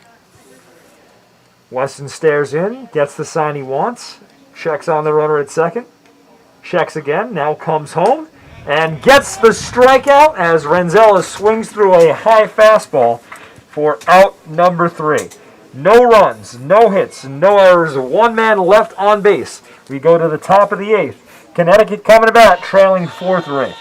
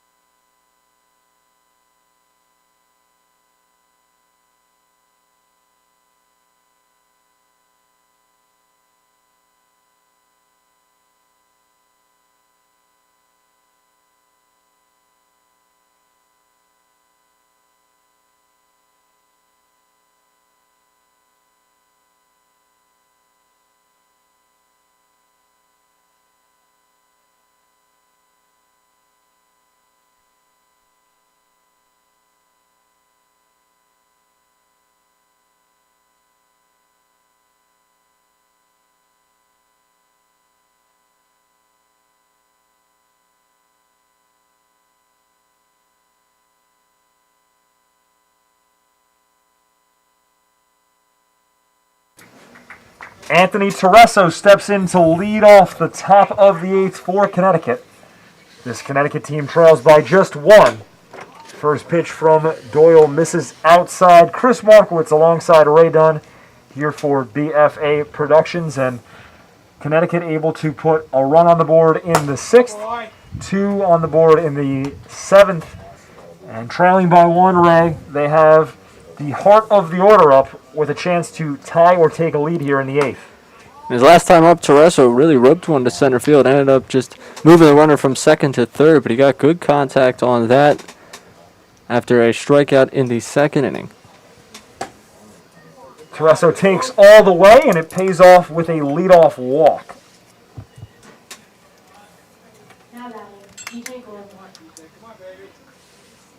So TJ Gormley strolls in, 0 for 2 on the day. Flew out to left field in the 2nd. Grounded out to second base in the 5th. Takes a first pitch low for a ball. Gormley with a comfortable left-handed stance.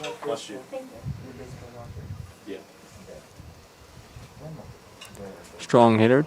So far topped out exit velo at 92 miles per hour earlier this year. Showcase. So. And now the 1-0 offering from Doyle misses upstairs. 6 consecutive pitches outside the zone to start the inning for him. 2-0 to Gormley, misses low, and that right here, if you're a hitter, you're not swinging. There's no pitch in my mind that is worth swinging at here. You've seen the pitcher throw 7 straight balls to start an inning.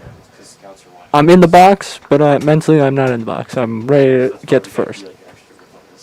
Well, we'll see here. The 3-0 to Gormley is exactly what you say, Ray Dunn, taken on the outer half of the plate for a called strike 1, and I think that's the right choice.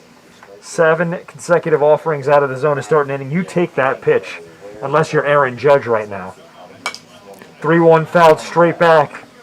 So he's upset with himself right there because he knew he got one that right in on the plate, little high, but it was right there down the middle, and he just was able to tip it back too low on the swing right there, but did not match the ball coming in. It's a full count now, and we've seen Doyle throw a breaking ball in this situation. Instead, he goes fastball. It jams Gormley, and he pops out to short for the first out of the inning. It's a good way to work that one back there for Doyle. Able to pop that one up, but I think you heard it yelled by one of the coaches sitting here. It's got to be a ground ball on that one. He just gets under it, just like he did on the pitch before, fouling it back, just getting under the ball there. Alex Marat skies one foul down the right field line and out of play. Marat on the day, 1 for 2.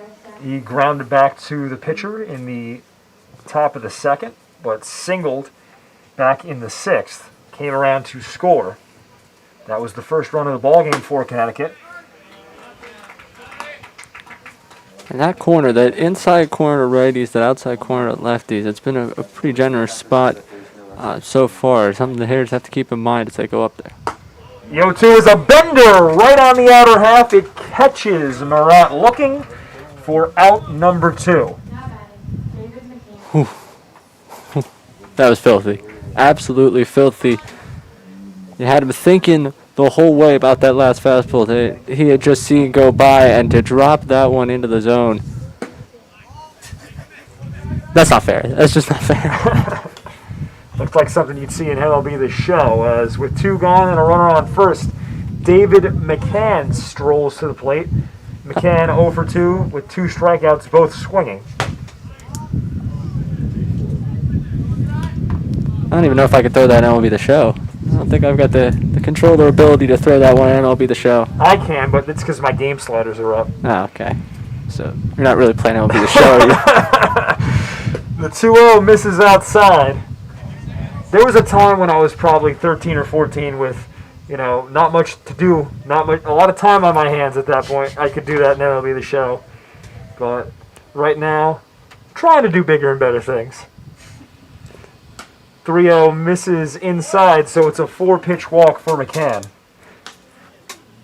begs me to ask you the question, Ray. What's your favorite baseball video game? I came up in an era, I'm more of a fan of MVP Baseball '05. I think that's the best one I've ever played. Not sure if you're old enough to remember that one. So I'm a little too young for that one. I follow the next generation of baseball. I'm an MLB 2K guy. I had MLB 2K as well, discontinued a couple years ago, unfortunately, as the first pitch to Anculari is waved on and missed. Which was your favorite 2K edition? 13. I'm still playing it. Oh, you really? I'm living in 2013. I believe so. That's the last one ever made, correct? That I believe that is the last one that they made. It's absolutely fantastic. Actually, over quarantine, I got really into it because there was no baseball to actually watch, so I was just playing it through. I think I made about 65 games through a 2013 Philly season, which is about as far as anyone should go through the 2013 Philly season. Hey man, I mean in that simulation style, Ryan Howard's not hurt, Chase Utley's still there. Jimmy Rollins had 28 home runs by the time I got done with that 65 games. There you go, right on pace to break the record. Jimmy Rollins had 28 home runs. You're telling me you don't have game sliders up? Come on. I don't. I'm telling you. What are you playing on, rookie mode? No offense to J-Roll, one of the great players, but 28 home runs in 65 games, it makes me a little bit suspicious. Hey, listen, I'm just telling you how I played. All or nothing Ray Dunn as the 3-1 fouled back into the glove. My big accomplishment was the perfect game I threw with Cole Hamels. Oh, of course. Oh, there we go. Never thought I'd work that into a broadcast ever. We talked about a perfect game in MLB 2K13, but hey, here we are. Full count at the plate. Runners will be moving on the pitch. And the payoff misses inside as Anculari, I think, couldn't even believe that was a ball. As he hesitates and strolls to first. Bases are loaded. 2 gone here in the top of the 8th inning. And John Heitzman with a huge RBI opportunity. A single will at least tie the game, if not put Connecticut ahead, as he lines one to center field. But settling underneath it is the Massachusetts center fielder for the final out of the inning. So no runs, no hits, no errors. 3 men left on base, all on walks. We'll head to the bottom of the 8th. Massachusetts ahead 4-3.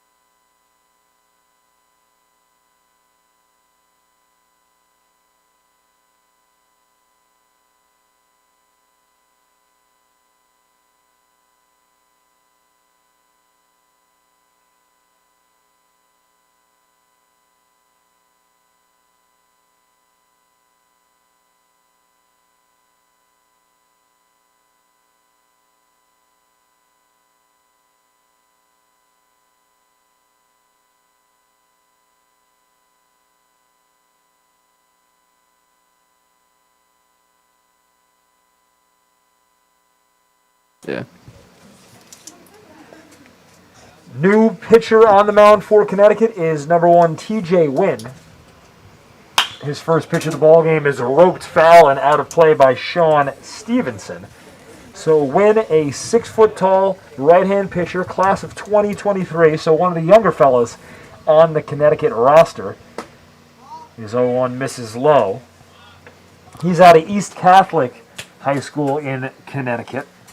It was a real welcome to the game there. That first swing there by Stevenson, he was just out ahead of that. Squares that up, that's going somewhere. You look at his stance, high hands, gets tall, and that front step really gets him in an athletic position. Yeah, he's very narrow at the base to begin his swing, but that stride forward, it's very long. As it's a 3-1 offering coming up, the pitch is laced foul and out of play, so Stevenson sending screaming liners foul to both sides of the field. Stevenson singled in his only at-bat back in the 4th. The payoff pitch is a breaking ball that misses outside. Wynn tried to break it back across the back door, but didn't have enough spin on it. Final line of work for Creighton Wesson. He went 2 innings for Connecticut, gave up no runs, no hits, struck out 3, and walked just 1. As the final hitter in Massachusetts lineup, Jake Sullivan, steps in. Good work there on that pitch by Wynn to start the at-bat, working that one inside. But getting back to Weston, just an impressive go of it for him. 2 innings. It wasn't so overpowering as much. It was just consistently good stuff. This sky to left field, going back to the wall. See ya! A home run for Jake Sullivan. That one travels into the parking lot and puts Massachusetts ahead 6-3. Just barrels that thing up. He got all of that with that one. Puts that one well over the left field fence, and that thing just had carry to it. That thing kept moving and moving and moving. So Jake Sullivan, the final hitter in the Massachusetts lineup, goes yard. Mass puts its lead back up to 3 runs. And now the first pitch of the at-bat to Agribetis misses outside. Agribetis 0 for 2 on the day with 2 Ks. As this is in for a called strike. And I know it's a short push down the left field, 321 down the line, but Sullivan got all of that one. I think that's gone in most ballparks. I mean, just the contact on it was loud. You heard right off the bat, you had that kind of excitement. That's why I quickly shut up there, because I knew something was coming along the lines. I thought that one was at least getting to the wall and just kept carrying. Now a 3-1 count at the plate. Nothing like watching a home run on a beautiful Monday morning. As this is chopped to first. Play at the bag is not in time. Great hustle there by Agabitis sliding into first. And while I'm not necessarily a fan of players sliding into the bag, I explained the situation to one of my fellow broadcasters a couple weeks ago, Ray. Right there, that's one of the rare opportunities you don't mind it, because a bang-bang play where the throw might hit you as a runner, you don't want to necessarily get called for interference. I know you're entitled to that base path, but we saw a weird situation like that in the Houston-Washington World Series. It's an interesting play at the bag, and anytime you feel that pressure of the pitcher trailing you, you don't want to make contact with them. So a wise decision by Agabitis to slide there, and he's also in a spot where he could be tagged from behind there. Yeah, absolutely. You don't like to slide into first, obviously, because it slows you down when you're going towards the bag. That's a great jump by Agabitis at first, but the pitch is popped to left field by the batter Goodman. So Agabitis has his jump for naught. Goodman retired on the F7. But yeah, going back to that, you're absolutely right on that one. That's the one of the cases where you actually do want to slide into first for the reasons you mentioned with the interference, and also because you're just right there, you're diving to get, you have the step on the pitcher, you're diving just to get that hand in there, make sure that you're landed safely. As that first offering to Mexico misses outside. Next go 1 for 2. Singled in the first. Another good jump at first. Throw down to second. Gets away. Agabitis in at second base with a steal. So he's getting his cardio in. Like I said, well, the throw didn't end up in anyone's glove. That was a really, really quick pop to get that out. The quick transfer. There was a play to be made there if the throw was lower and more towards the bag. Yeah, David McCann, a strong-armed rising sophomore. Back behind the plate, listed at 5'11", 170. And he's got a good pop time. To your point, throw was a little bit high, but you could see the potential in his arm. As the 3-0 offering catches the outer half of the plate to Sebastian Mexico.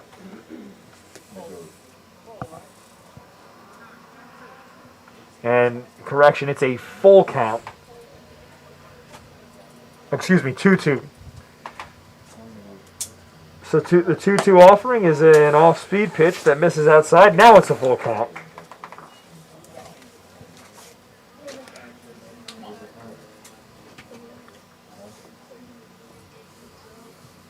The payoff pitch, fouled off. Third base side out of play.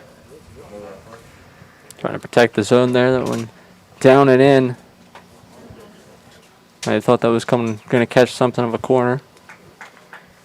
Mexico has a single in the ball game, and he flew out to center field. So he's had a good day at the plate with a base knock and some solid contact on his flyout back in the fourth.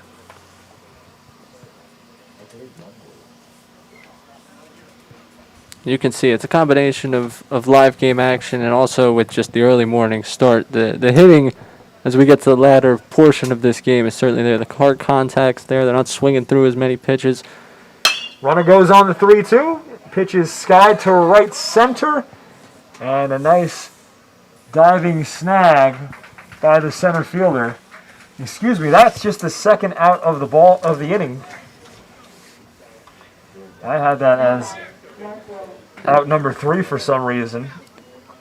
Gutsfeld out there in center. He's plays the outfield really, really well. He can play pretty much all 3 positions out there. Obviously, his quickness makes him especially valuable out there in center. He's really, really good at tracking the ball. You saw right there, getting to a ball that was dying rather quickly into center field, able to snag it down. So with 2 gone, Mark Willie at the plate has an 0-1 count on him.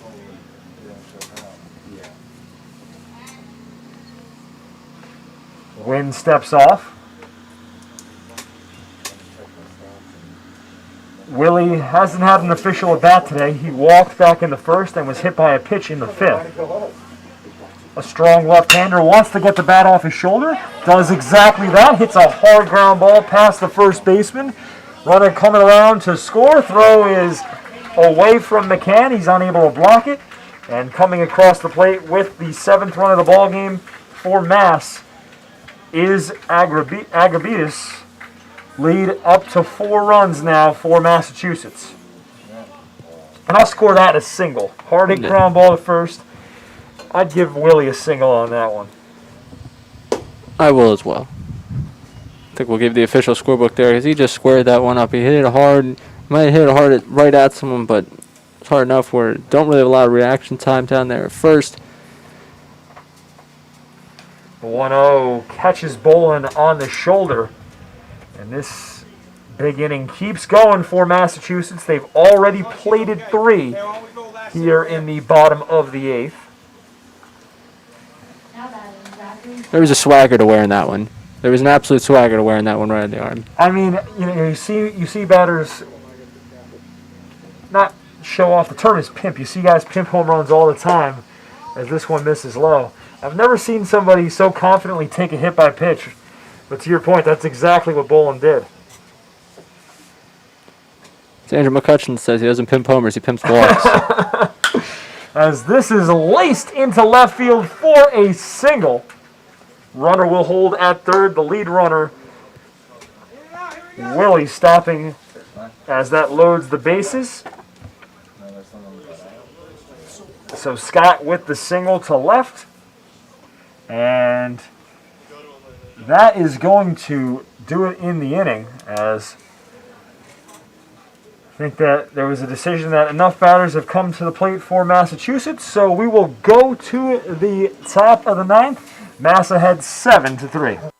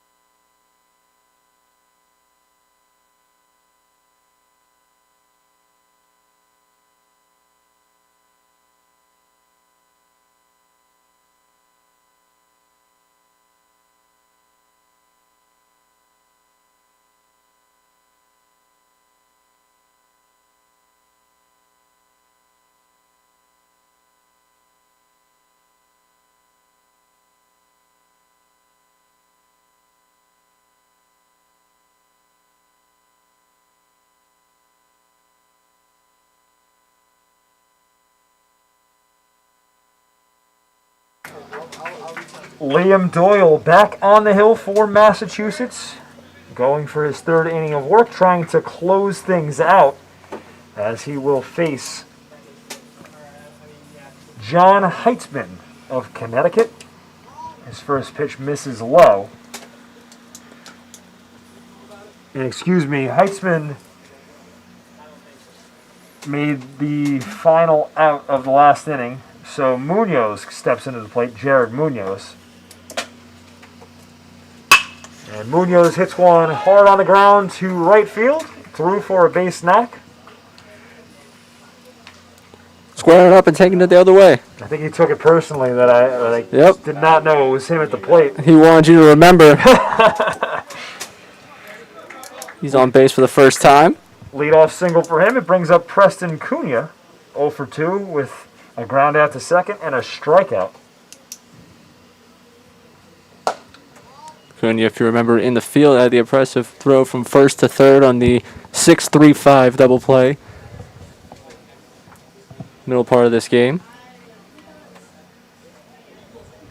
The 1-0 to him, in for a strike. And we'll see when this half inning ends what ends up happening, because Massachusetts put a 3-spot on the board in the bottom of the 8th. They were still going as throw down to second, runner goes.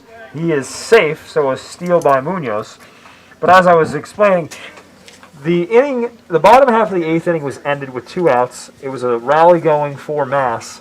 They decided to end it because they didn't want too many pitches to be thrown. So just trying to give the Connecticut reliever a break there, as this misses low in the dirt, gets away from the backstop, and advancing to third base will be Munoz. So we'll see if we have a bottom half of the 9th here. If Massachusetts closes it off, we may or may not, and we're being told we will have a bottom half of the 9th.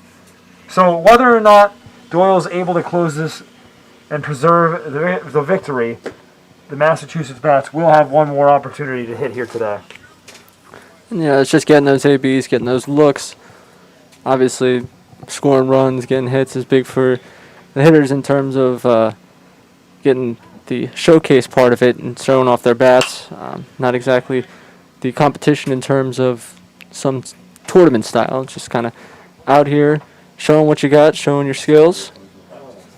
And Massachusetts, after this game, they'll be off for, at least from Stern Family Field. This is the last time we'll see them today. The next time we'll see them is tomorrow at 9 a.m. as they take on Team Select as Cunha walks. Connecticut, after this game, we'll see them again at 4 p.m. here on this field. They take on Team New Jersey. And we'll have them one more time tomorrow at 12:30. They'll be here taking on Team Michigan.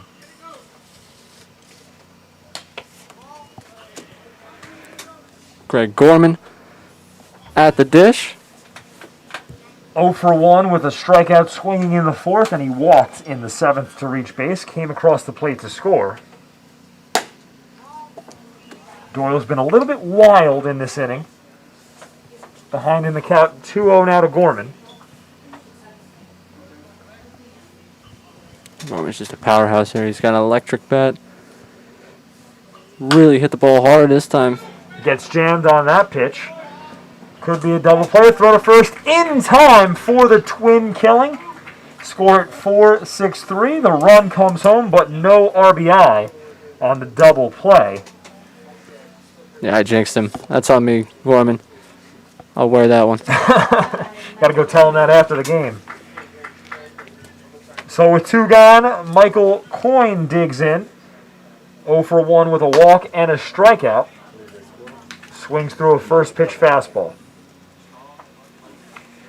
Coyne, the final batter in the lineup for Connecticut, so it works out perfectly for them. Everybody in their lineup getting at least 3 at-bats here today. I was going to say, you discounted Coyne right there? Coyne's going to hear you. He's going to drill one into a gap here for you. Hey, I said he's the final batter in the lineup. Didn't say he can't hit. This is a talented squad, 1 through 13. And I know, I just thought you were saying everyone's going to get 3 at-bats. I was like, whoa, whoa, whoa. Some people might get 4 here. I think if you ask Gutsfeld what he's thinking over there on deck, I think he's telling you that he's going to get 4 at-bats too. As that's fouled right towards Tyler Gutsfeld. That'll keep him awake.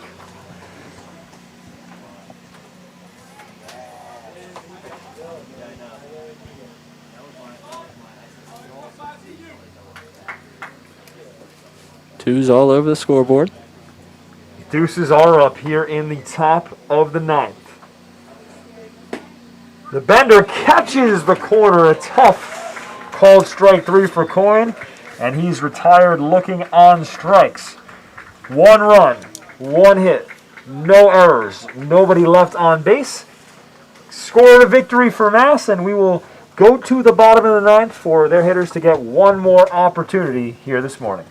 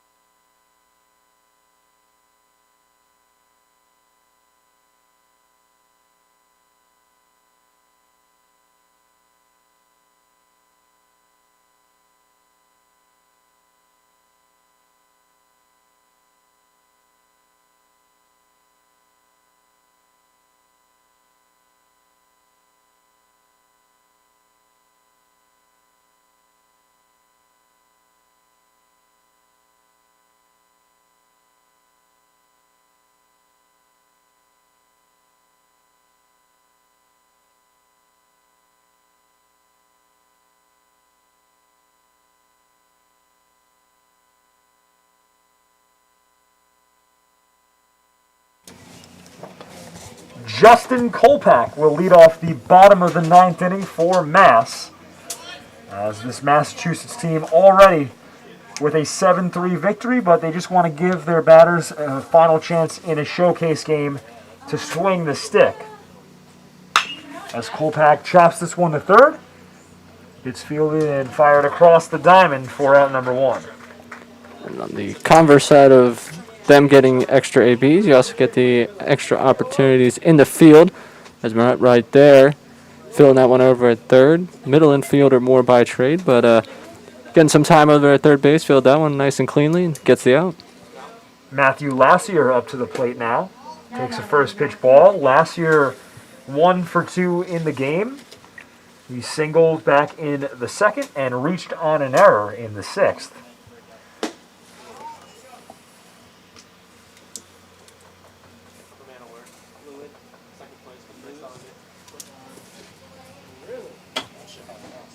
Sun is shining bright now as it's 11:16 local time here in DuBois, Pennsylvania. It's been a solid game to start the day for us here at BFA Productions. And we'll have baseball for you all day long. So you could sit back, put your feet up on the couch, and if you don't have anything going on, well, stick with us as coming up right after this game at 12:30, Team Select will be taking on Team Michigan. Even if you do have something to do, cancel it. This is more important. Tell your boss you can't make it. Got to take a call. Baseball's calling. Put this on in the meeting. 3-1 is rolled over to second, and that will be a 4-3. Last year out for the second out of the inning. Share this on the screen on your Zoom meeting today. It's America's pastime. Isn't it wonderful? Baseball's back. I'm enjoying it while I can. I'll say that, Ray. I'm enjoying I'm a big Yankees fan coming up, so to see what Aaron Judge is doing right now, hitting a home run in 5 consecutive games, it's just interesting. Not just that, but any accomplishments this year record-wise. Do you count them? Do you not count them because of the unique situations, right? Obviously, batting average ERA, I don't think you do. No. But if a guy homers in 8 straight games, should that count? Should it not count? I don't know. I say yes. Absolutely. I think there's more difficulty in getting this season started and getting into a groove in this season than any season before it.